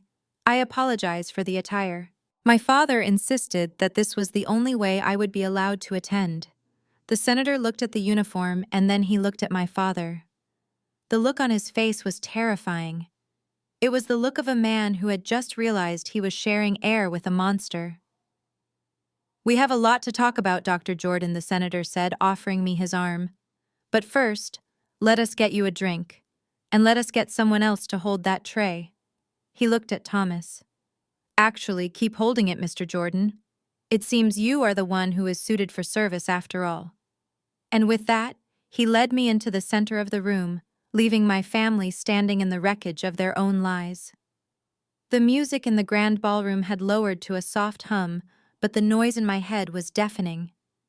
I was standing less than 10 feet away from the most powerful conversation of my life, hidden only by a large floral arrangement and the anonymity of my black waiter uniform. My father Thomas was sweating. I could see the beads of perspiration forming on his upper lip glistening under the crystal chandeliers. He looked like a man standing on a trapdoor, waiting for the lever to be pulled. Senator Harrison Sterling stood before him like a monolith. He was not drinking the champagne my father had so eagerly offered. He was not smiling at my mother's desperate attempts to compliment his tuxedo. He was scanning the room with eyes that were accustomed to reading classified intelligence reports. He was looking for someone and his patience was visibly thinning. Mr. Jordan, the senator said, cutting off my mother mid-sentence.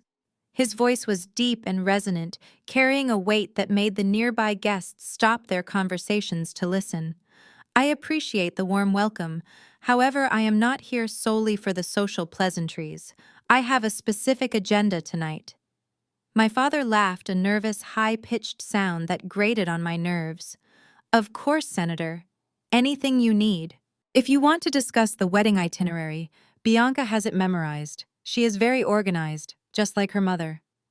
The senator ignored the comment about Bianca. He turned his body, slightly shielding himself from the rest of the room, creating a private circle of interrogation around my family. I was told that your other daughter would be in attendance tonight, the senator said. Camille. Is she here? The air seemed to leave the immediate vicinity. I saw my father's back stiffen.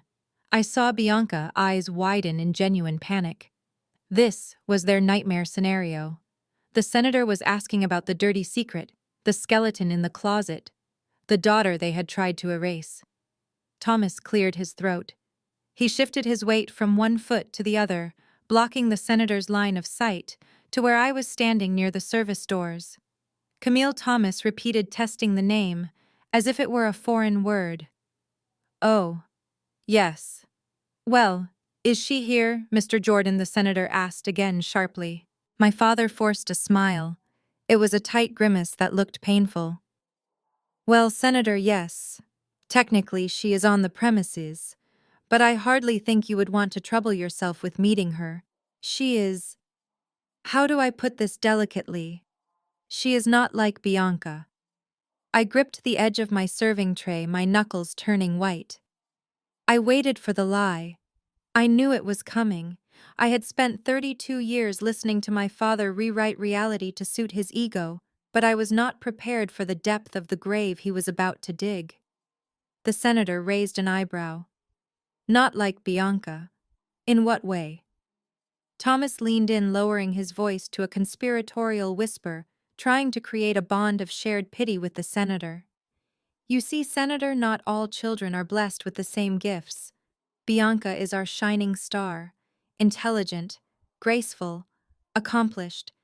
Camille, on the other hand, well, we have had our struggles with her. My mother, Beatrice, chimed in, clutching her pearl necklace. It has been a heavy cross to bear, Senator. We have tried everything. Private tutors, therapy, life coaches. But some people just lack the ambition to succeed. The senator's face remained impassive, but his eyes narrowed slightly. Ambition, he repeated flatly. Yes, Thomas said, gaining confidence from his own fabrication. She is a bit simple, if I am being honest. She has never been able to hold down a real job. She gets confused easily. She has these episodes of instability. We have to support her financially, of course. She still lives off our charity. It is tragic, really. A woman of her age unable to function in the real world. I felt a cold fury rising in my chest. Instability. Simple. Charity. He was describing the woman who paid his mortgage. He was describing the woman who had graduated top of her class at Harvard Medical School. He was describing the woman who managed a department of 40 surgeons, and he was doing it without a shred of guilt. The senator tilted his head. That is surprising, he said slowly. I was under the impression that she worked in the medical field. Thomas laughed. It was a dismissive, cruel sound. Medical field. Oh, goodness, no. Who told you that? Julian. Bless his heart, he probably misunderstood. Camille volunteers sometimes at the hospital. She pushes wheelchairs. She changes bedpans. It is busy work, really. We encouraged it to give her a sense of purpose, to keep her off the streets. But she is certainly not a medical professional. She is essentially unemployed. I took a step forward. I wanted to scream. I wanted to throw the tray of crystal glasses onto the marble floor and shatter their lies. But I stopped myself. Not yet. Let him finish. Let him say it all. So the senator said, his voice dropping to a dangerous octave. You are telling me that your daughter Camille is mentally unstable, unemployed, and a burden on your family. Thomas nodded, looking relieved that the senator seemed to understand. Exactly. It is a source of great shame for us, but we do our duty as parents. That is actually why you might see her tonight in a uniform. A uniform, the senator asked. Yes, Thomas said, gesturing vaguely behind him. Since she cannot contribute financially, we allow her to help the catering staff during family events. It makes her feel useful. She is very good at clearing tables. Simple tasks, It keeps her focused. We find it is best for everyone if she stays in the background. We would not want her to say something embarrassing to a man of your stature. She tends to ramble. The lie was complete. He had painted a portrait of a pathetic broken woman to explain why his daughter was dressed as a servant.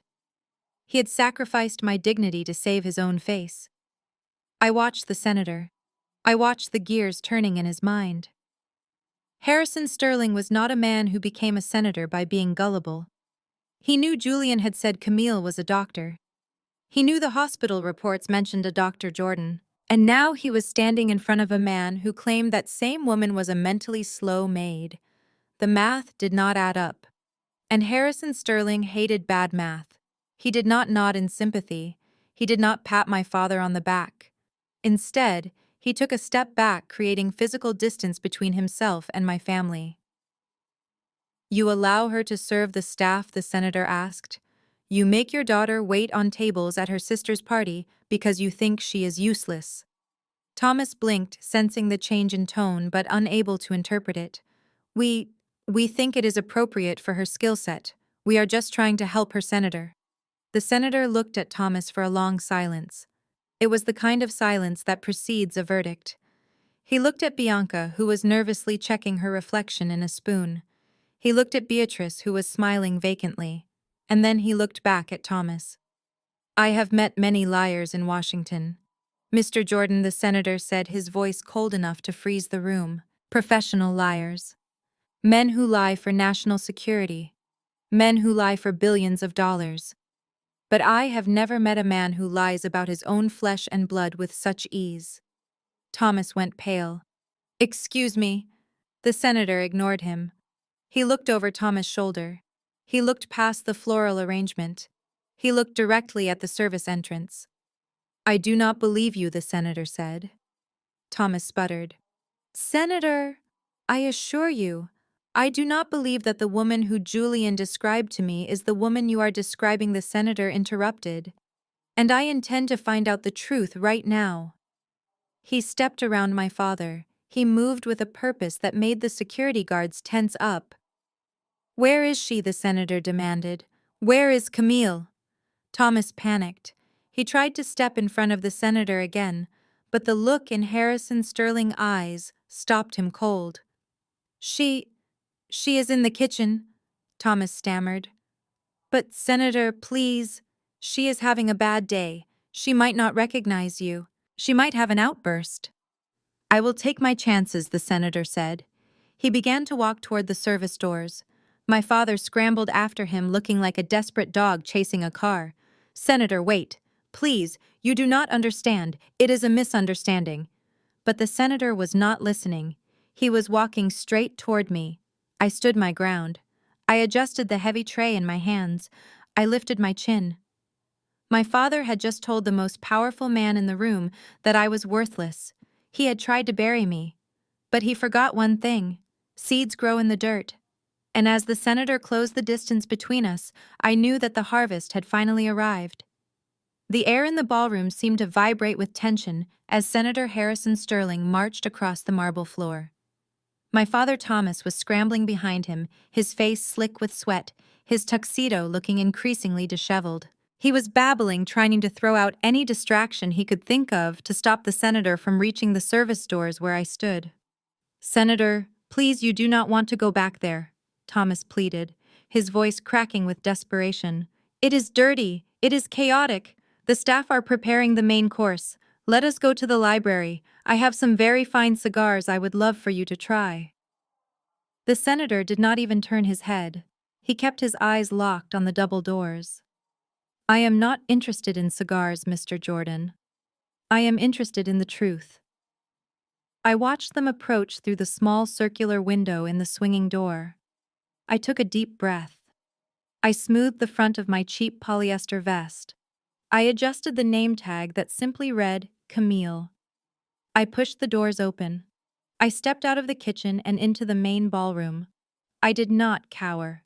I did not look at the floor. I walked out with the same posture I used when entering the operating theater. Shoulders back, chin up, eyes focused. My father saw me first. The color drained from his face, leaving it a sickly shade of gray. For a split second, he looked paralyzed by the sheer audacity of my disobedience. I was supposed to be hiding. I was supposed to be invisible. And here I was standing directly in the path of the most powerful man in the state. Then the paralysis broke and was replaced by a flash of pure, unadulterated rage. He lunged forward, cutting in front of the senator. He moved with a speed I had not seen in years, fueled by panic and the terrifying realization that his house of cards was about to collapse. "Get back inside," Thomas hissed, lunging at me. He grabbed my upper arm, his fingers digging into my bicep with bruising force. He tried to physically shove me back through the swinging doors to hide me from view. "You stupid girl," he snarled, his voice a low, venomous whisper that only I could hear. "I told you to stay out of sight. You are ruining everything. Get back in the kitchen before I drag you there myself." I did not move. I locked my knees and stood my ground. I looked him dead in the eye. "Let go of me, Dad," I said calmly. Thomas raised his other hand. It was an instinctual reaction, a threat of violence that had kept me in line when I was a child. He pulled his hand back as if to strike me or shove me harder. "Do not you dare talk back to me," he shouted, forgetting where he was, forgetting the audience. "You are a disgrace. You are a nobody. Now get out of my sight before I— Stop." The single word cracked through the air like a whip. It was not shouted, but it carried such immense authority that it silenced the entire room. The ambient chatter of 200 guests died instantly. The string quartet lowered their bows. My father froze, his hand still raised in the air, his fingers still gripping my arm. Senator Sterling stepped forward. He moved into the space between us. He was a large man, imposing and terrifying in his stillness. He looked at my father, hand clutching my arm. Then he looked at my father's face. "Remove your hand from her," the senator said. His voice was dangerously quiet. Thomas blinked, looking like he was waking up from a trance. He looked at the senator, then down at his own hand. He released me instantly, stepping back as if he had been burned. "Senator, I was just—" Thomas stammered, his hands shaking. "She is having an episode. She is confused. I was trying to protect the guests. She should not be out here. She is just the help." The senator ignored him completely. He turned his back on my father, dismissing him as if he were nothing more than an annoying insect. He turned to face me. For a moment, we just looked at each other. The last time he had seen me, I was wearing surgical scrubs, my hair covered in a cap, my eyes red from exhaustion after a 12-hour surgery. Now I was standing in front of him in an ill-fitting waiter uniform, looking like the servant my father claimed I was. But Harrison Sterling did not see the polyester. He did not see the name tag. His eyes softened. The cold iron facade of the politician melted away, revealing a grandfather who had spent the last week praying for a miracle. He took a step closer. He reached out and took both of my hands in his. His grip was warm and firm, shaking slightly with emotion. "Dr. Jordan," he whispered. The sound of my title coming from his lips felt like a thunderclap in the silent room. Behind him, I heard my father gasp. It was a wet, choking sound. "Dr. Jordan," the senator repeated louder this time so the people in the back could hear. "Thank God you are here." "Hello, Senator." I said, my voice steady, though my heart was hammering against my ribs. "I hope I am not interrupting." Interrupting, the senator let out a short, incredulous laugh. He squeezed my hands tighter. "You could interrupt a session of Congress, and I would thank you for it." He let go of one of my hands to reach into his tuxedo pocket. He pulled out his phone. "I just got off the call with the ICU," he said, his eyes shining with unshed tears. "Leo is awake. He opened his eyes 20 minutes ago. The first thing he asked for was his toy dinosaur, and the second thing he asked for was the lady with the magic hands." I felt a lump form in my throat. The professional detachment I usually maintained started to crack. Leo was a sweet boy, a fighter. "That is good news, Senator," I said softly. "His vitals were strong when I left. He is a brave little boy. He is alive because of you," the senator said. His voice broke. He took a deep breath to compose himself. "The other surgeons, they said it was inoperable. They said the location of the aneurysm was too deep, too risky. They told me to prepare for a funeral. But you—" He looked at me with a reverence that made me want to look away. "You went in there. You stood for 12 hours. You brought my grandson back to me. The Sterling line continues because of your hands, because of your mind." He let go of my hands and took a half step back. Then right there in the middle of the ballroom under the crystal chandeliers, Senator Harrison Sterling did the unthinkable. He bowed. It was not a deep theatrical bow. It was a slight inclination of his head, a gesture of profound respect from a man who bowed to no one. "Thank you, Dr. Jordan," he said. "On behalf of my family, on behalf of my son, on behalf of Leo, we are in your debt forever." The room erupted. It started with a few claps from the people standing near us, who had heard everything. Then it spread like wildfire. A wave of applause rolled through the ballroom. People were whispering, pointing, asking who the woman in the waiter uniform was. I looked over the senator's shoulder. My family was standing there frozen in a tableau of absolute horror. Thomas' mouth was hanging open. His skin was pale pasty. He looked like he was having a stroke. He was staring at the senator bowing to the daughter he had just called worthless. His brain could not process the image. It was a glitch in his reality. Bianca was standing next to him, clutching her champagne glass so hard I thought it would shatter. Her face was a mask of shock and jealousy. The senator, the man she was trying so desperately to impress, was treating her sister like royalty, while she stood on the sidelines ignored. My mother Beatrice had her hand over her mouth, her eyes darting back and forth between me and her husband, waiting for someone to tell her how to react. The senator straightened up. He turned to face the room, placing a protective hand on my shoulder. "Ladies and gentlemen," he boomed, his voice commanding the room again, "I would like to introduce you to someone." My father took a step forward, his hand raising feebly as if to stop him. "Senator, please," he croaked. The senator shot him a look that could have cut glass. Silence. He turned back to the crowd. "This is Dr. Camille Jordan," the senator announced, "the chief of pediatric neurosurgery at Johns Hopkins, and the woman who saved my grandson's life." He looked down at my uniform. He touched the cheap polyester vest with a look of distaste. "She is also apparently the victim of a very poor joke," he said, his eyes locking onto my father's face. "Because I cannot imagine any other reason why a surgeon of her caliber would be dressed as a server at her own sister's wedding." The applause died down, replaced by a murmuring confusion. All eyes turned to Thomas. Thomas laughed nervously. It was a dry, hacking sound. "Well, Senator, it is a funny story, actually. It does not look funny," Mr. Jordan, the senator, said coldly. "It looks like you lied to me. You told me she was unemployed. You told me she was mentally unstable. You told me she was a burden." The senator stepped closer to my father, towering over him. "Why would you say those things about the woman who saved my family?" he asked. Thomas opened his mouth, but no sound came out. He looked at me, pleading with his eyes for me to save him, begging me to step in and make up an excuse, to say it was a prank, to say I liked the uniform. I looked at him. I looked at the man who had bullied me for 32 years. I smiled.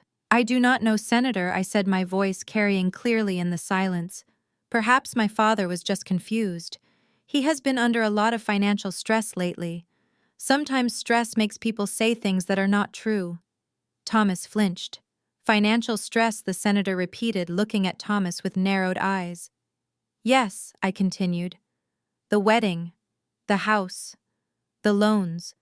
It is a lot for an elderly man to handle. Maybe he just forgot who I was." The senator nodded slowly, understanding dawning on him. He looked at Thomas with pure contempt. "I see," he said. "Well, Dr. Jordan, you will not be serving anyone tonight. You will be sitting at my table, on my right-hand side. He offered me his arm again. "Shall we, Camille?" I unbuttoned the cheap black vest. I took it off and let it drop to the floor right at my father's feet. I unpinned the name tag and tossed it onto the pile of polyester. "I would be honored, Senator," I said. I took his arm. And as we walked away toward the VIP table, I did not look back at my father. I did not look back at the sister who hated me. I walked into my future, leaving them standing in the dust of their own destruction. I walked across the polished marble floor of the ballroom with my hand resting lightly on the arm of Senator Harrison Sterling. The physical distance from the service doors to the main stage was less than 50 feet, but it felt like I was crossing an ocean. Behind me, I could feel the burning gaze of my father. I could hear the sharp intake of breath from my mother. They were watching their carefully constructed reality shatter in real time. The senator led me up the 3 small steps to the raised platform where the band had been playing. He gestured for the music to stop completely. He approached the vintage microphone stand and tapped it once. The sound echoed through the cavernous room, snapping the attention of every single guest to the front. 200 of the most influential people in Washington stopped their conversations. Waiters froze with trays in midair. The air was thick with anticipation. Everyone knew that something unprecedented was happening. They had watched the host of the party rescue a woman in a waiter uniform from her own father, and now that same woman was standing beside him, looking out at them with the poise of a queen. I looked down at the crowd. I saw the confused faces of Bianca's friends, the girls who had laughed at me when wine was spilled on my dress. I saw Julian staring up at me with his mouth slightly open, finally realizing why I had known exactly what to do when he had his seizure. And right in the front row, I saw my family. Thomas looked like a man who was drowning. His skin was gray, his tuxedo looked suddenly cheap and ill-fitting.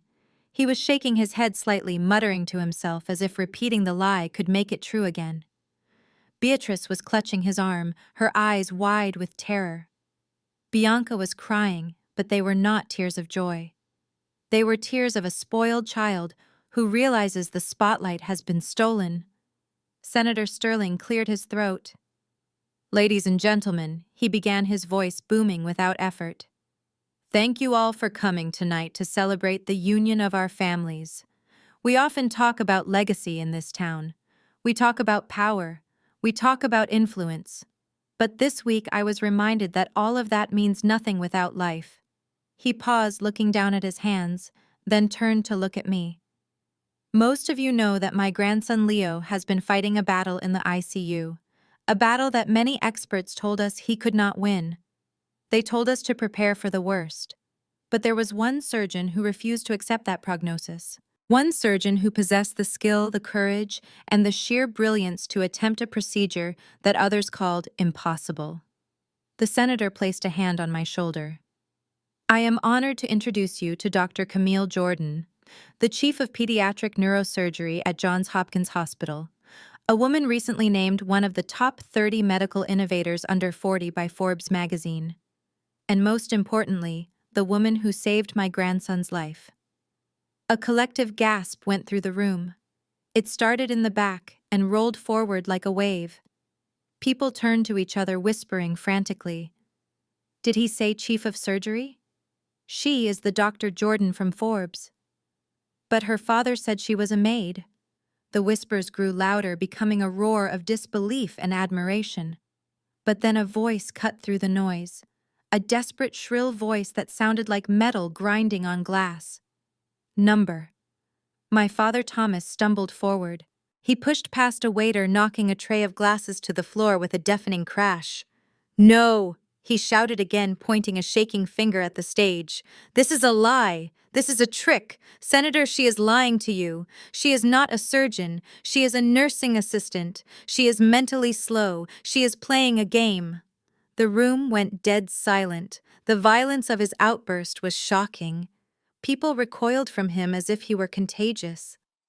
Thomas looked up at me, his eyes wild with panic. "Tell him, Camille. Tell him the truth. Tell him you just clean the floors. Tell him you are worthless. Don't let him make a fool of me. I looked down at my father. For the first time in my life, I did not feel fear.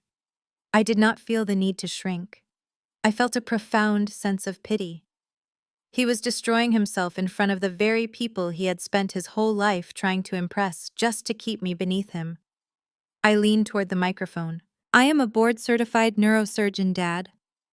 I said, my voice calm and amplified across the room. I graduated first in my class at Harvard. I have been paying your mortgage for 7 years. I paid for this suit you are wearing, and I paid for Bianca's dress. The only person playing a game here is you. Thomas' face turned a deep, violent purple. You ungrateful witch! He screamed, lunging toward the stage. I will kill you! I will— 2 large security guards stepped in front of him, blocking his path. Thomas bounced off their chests like a rag doll. Senator Sterling stepped in front of me, shielding me from my father's view.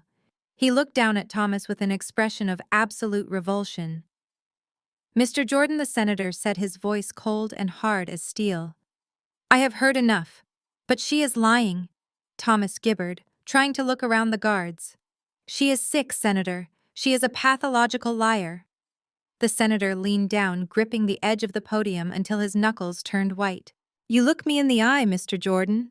You called a medical genius worthless. You forced a woman who saves lives for a living to wear a polyester uniform and serve champagne to your friends. You lied to my face about her mental capacity. You tried to erase her. The senator paused, letting the weight of his words sink in. What kind of father are you? He asked. What kind of man are you? Thomas opened his mouth, but no words came out. He looked around the room for support, but he found none. Every face was turned against him. The elites he idolized were looking at him with disgust. His wife Beatrice was sobbing into her hands. Bianca was staring at the floor, wishing she could disappear. You are a fraud, Mr. Jordan, the senator pronounced. And you are a bully, and I do not allow bullies in my home. The senator stood up straight and signaled to his head of security.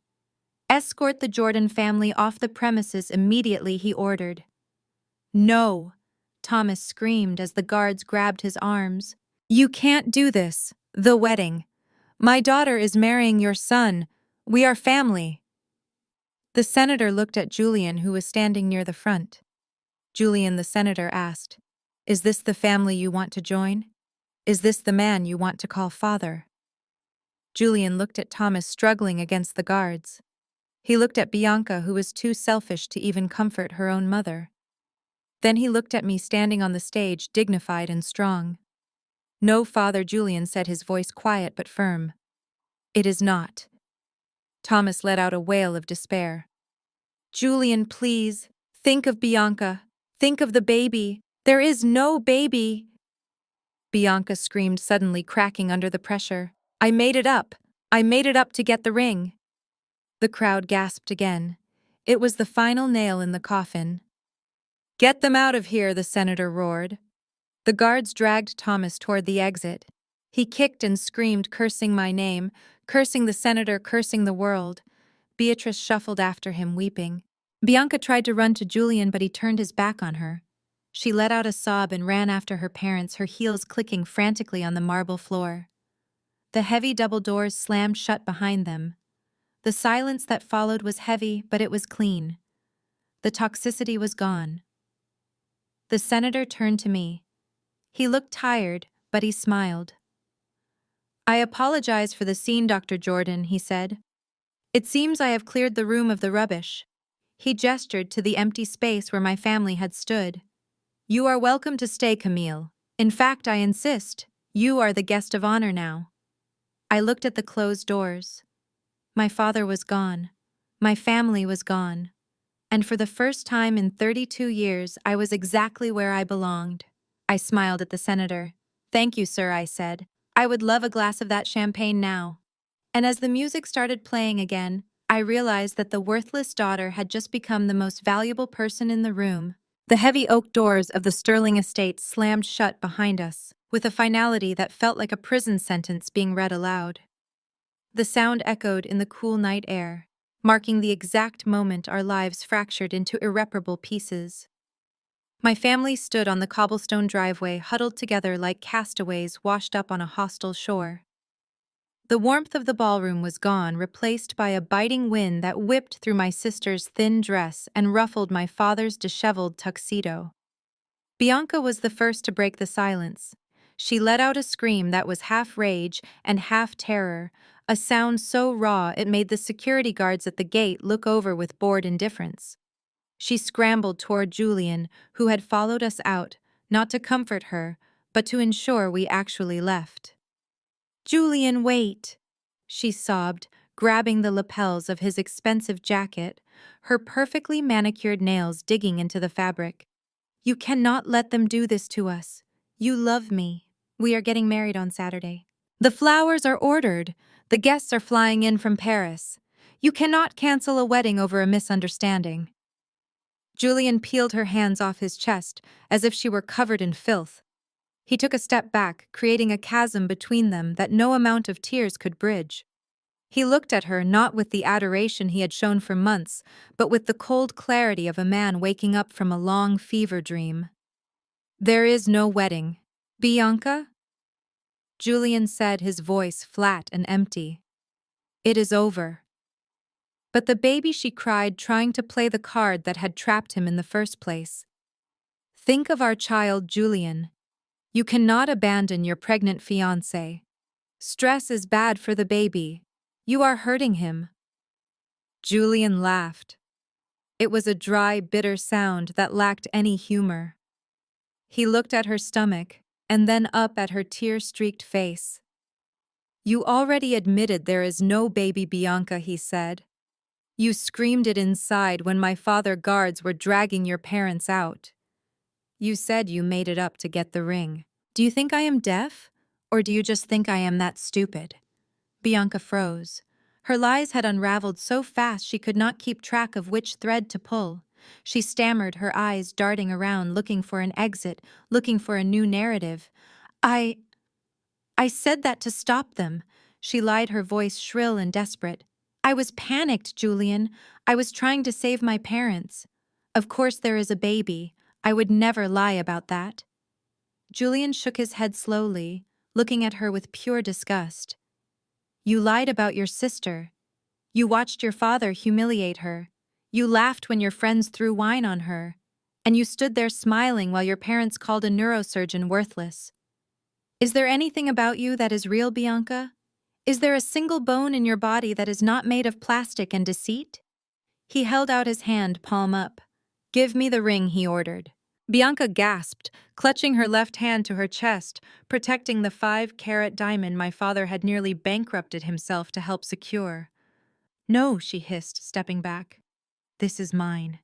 It was a gift. You gave it to me. You cannot take it back." Julian took a step forward, his face hardening into a mask that looked remarkably like his father's. "That ring belonged to my grandmother," he said. "It is a sterling family heirloom. It is meant to be worn by a woman of honor, a woman of substance, not a con artist who tricked me into a proposal. Give it to me, Bianca, or I will have the security team retrieve it. And trust me, they will not be gentle." My father Thomas stepped in, then trying to summon the bluster he had used to control his own household for decades. He puffed out his chest, though he looked pathetic in the moonlight, his tie askew and his face slick with sweat. "Now see here, son," Thomas blustered. "You cannot treat a lady like this. We have a contract. We have deposits paid. If you break this engagement, I will sue you for breach of promise. I will drag your family name through the mud." Julian turned on him with a ferocity that made Thomas flinch.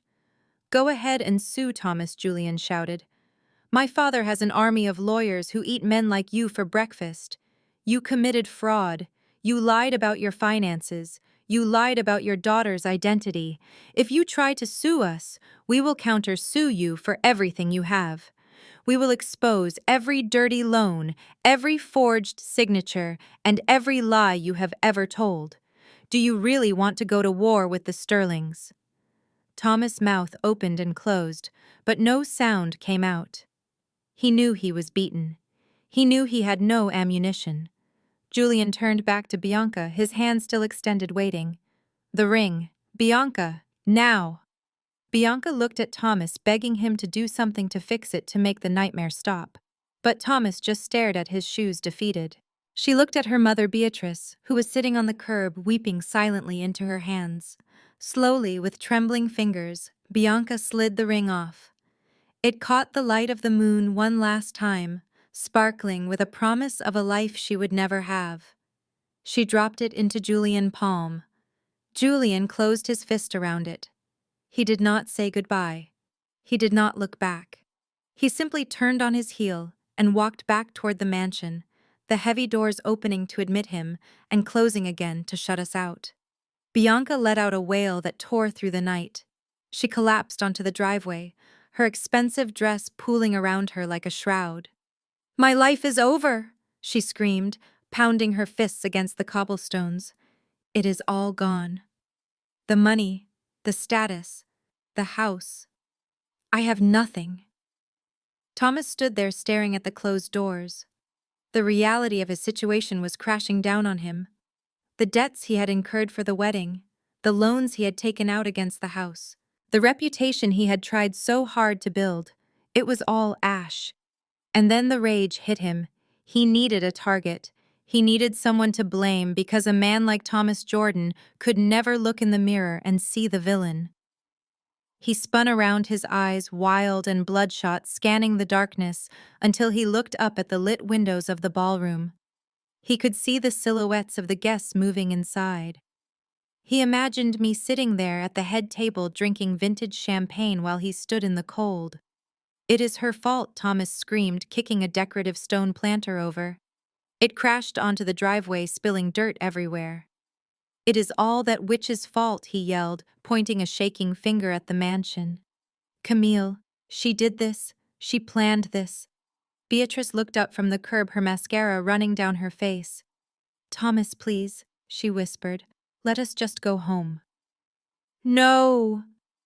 Thomas roared, his voice echoing off the stone walls. "I will not go home. She ruined us, Beatrice. Did you see her? Did you see how she looked at me? She stood there in that uniform and she set us up. She knew the senator was looking for her. She waited until the perfect moment to humiliate me." He paced back and forth like a caged animal. "Why did she have to shine?" he shouted at the night sky. "Why did she have to save that boy? Why couldn't she just remain the failure I needed her to be? She stole your life, Bianca. She stole your husband. She stole your future just to spite me." Bianca looked up, her face twisted with hate. "She did it on purpose, Daddy. She wanted to hurt me. She was jealous. She has always been jealous of me because I am beautiful and she is nothing." "Exactly," Thomas said, seizing on the narrative. "She is a viper. We fed her, we housed her, and this is how she repays us. By destroying her own sister's happiness, by making her father look like a fool in front of the Senate." He walked over to where Beatrice was sitting and hauled her up by her arm. "Get up," he snapped. "We are leaving." "But our car," Beatrice whimpered. "The valet." "We are not waiting for the valet," Thomas spat. "I am not standing here for another minute to be laughed at by her. We will walk to the main road and call a cab." He looked back at the mansion one last time. His face was a mask of pure, unadulterated hatred. "You think you won, Camille?" he whispered into the wind. "You think you are safe because you are sitting at the big table now. But you are still my daughter, and I will make you pay for this. I will make you wish you had stayed in the kitchen where you belong." He turned and began to march down the long driveway into the darkness. Bianca followed him, dragging her feet, her sobbing, turning into a low, constant whine. Beatrice trailed behind them, stumbling in her heels, a broken woman following a broken man. They walked away into the shadows, leaving the light of the Sterling estate behind. They blamed me for the darkness they were walking into. They did not understand that they had extinguished their own light years ago. All I had done was finally stop setting myself on fire to keep them warm. As they disappeared around the bend, the sound of the party inside the mansion drifted out on the breeze. Laughter, music, the sound of glasses clinking, the sound of victory. 1 week had passed since the catastrophe at the Sterling estate. 1 week of silence from my end, and 1 week of absolute spiral for the Jordan family. I was currently 30,000 feet in the air, sitting in a plush cream leather seat on board a Gulfstream G650. The senator had insisted I take his private jet for my vacation to St. Bart's. He said that heroes deserve to fly private. My phone vibrated on the armrest next to my glass of sparkling water. I looked at the screen. It was my father. It was the 15th time he had called in the last hour. I picked it up and swiped accept, not because I cared, but because I wanted closure. "Hello, Thomas," I said, my voice calm against the hum of the jet engines. "Camille, thank God you picked up," my father screamed. His voice was shrill panic in its purest form. "They are here, Camille. The sheriff is here. They are putting an eviction notice on the door. The repo men are taking the furniture. You have to stop them." I took a sip of water. "Who is taking the furniture, Thomas?" "The loan sharks," he sobbed. "The ones I borrowed from for the wedding. I told them the Sterlings would pay it back. I told them Julian was going to give us a dowry. But now Julian is suing me and the lenders are calling in the debt. They are taking everything, the house, the cars. Beatrice is having a panic attack on the lawn. You have to wire the money. Right now." I looked out the window at the clouds. "Why would I do that?" "Because you are my daughter," he shouted. "And because you are rich." "I saw the article, Camille. I looked you up. You are worth millions. You have a trust fund, you have patents.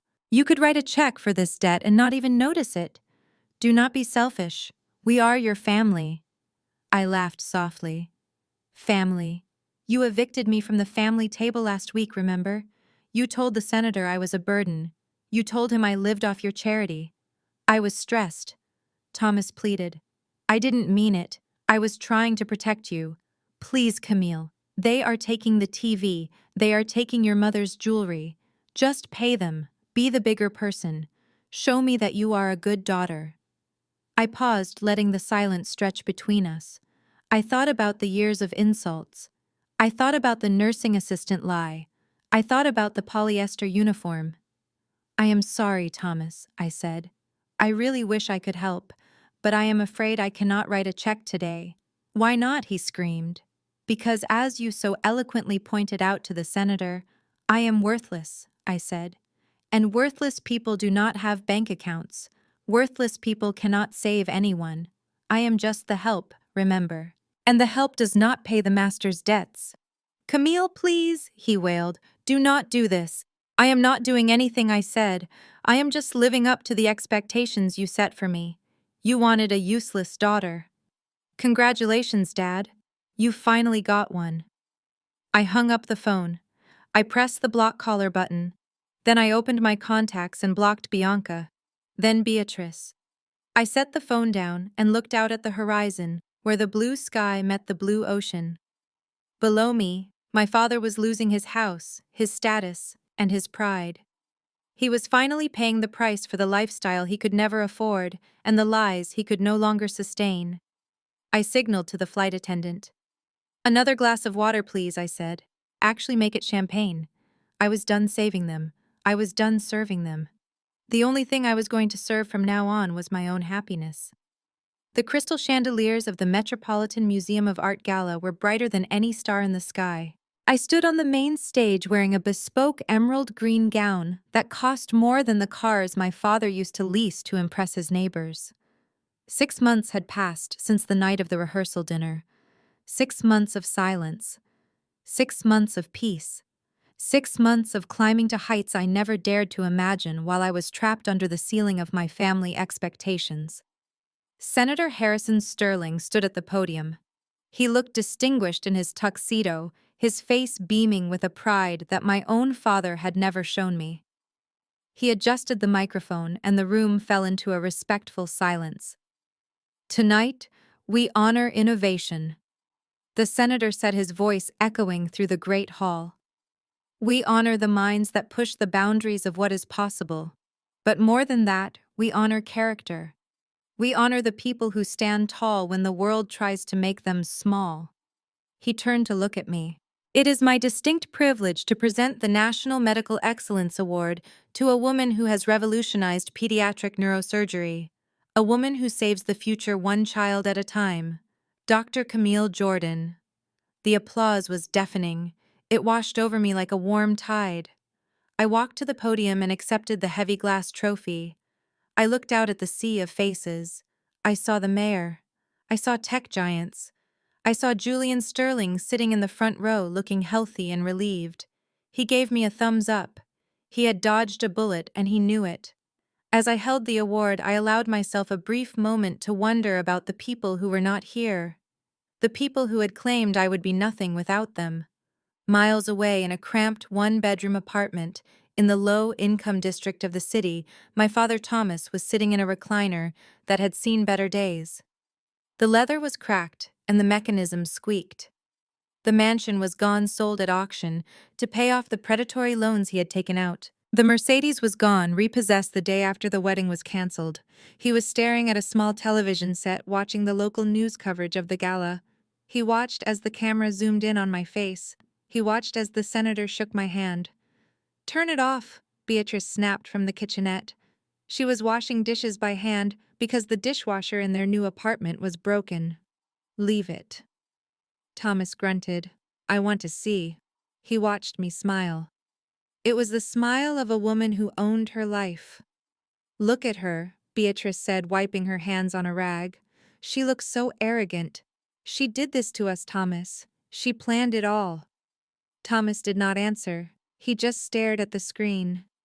Deep down in the place, he would never admit to anyone he knew the truth. I hadn't done anything to them. I had simply stopped holding them up.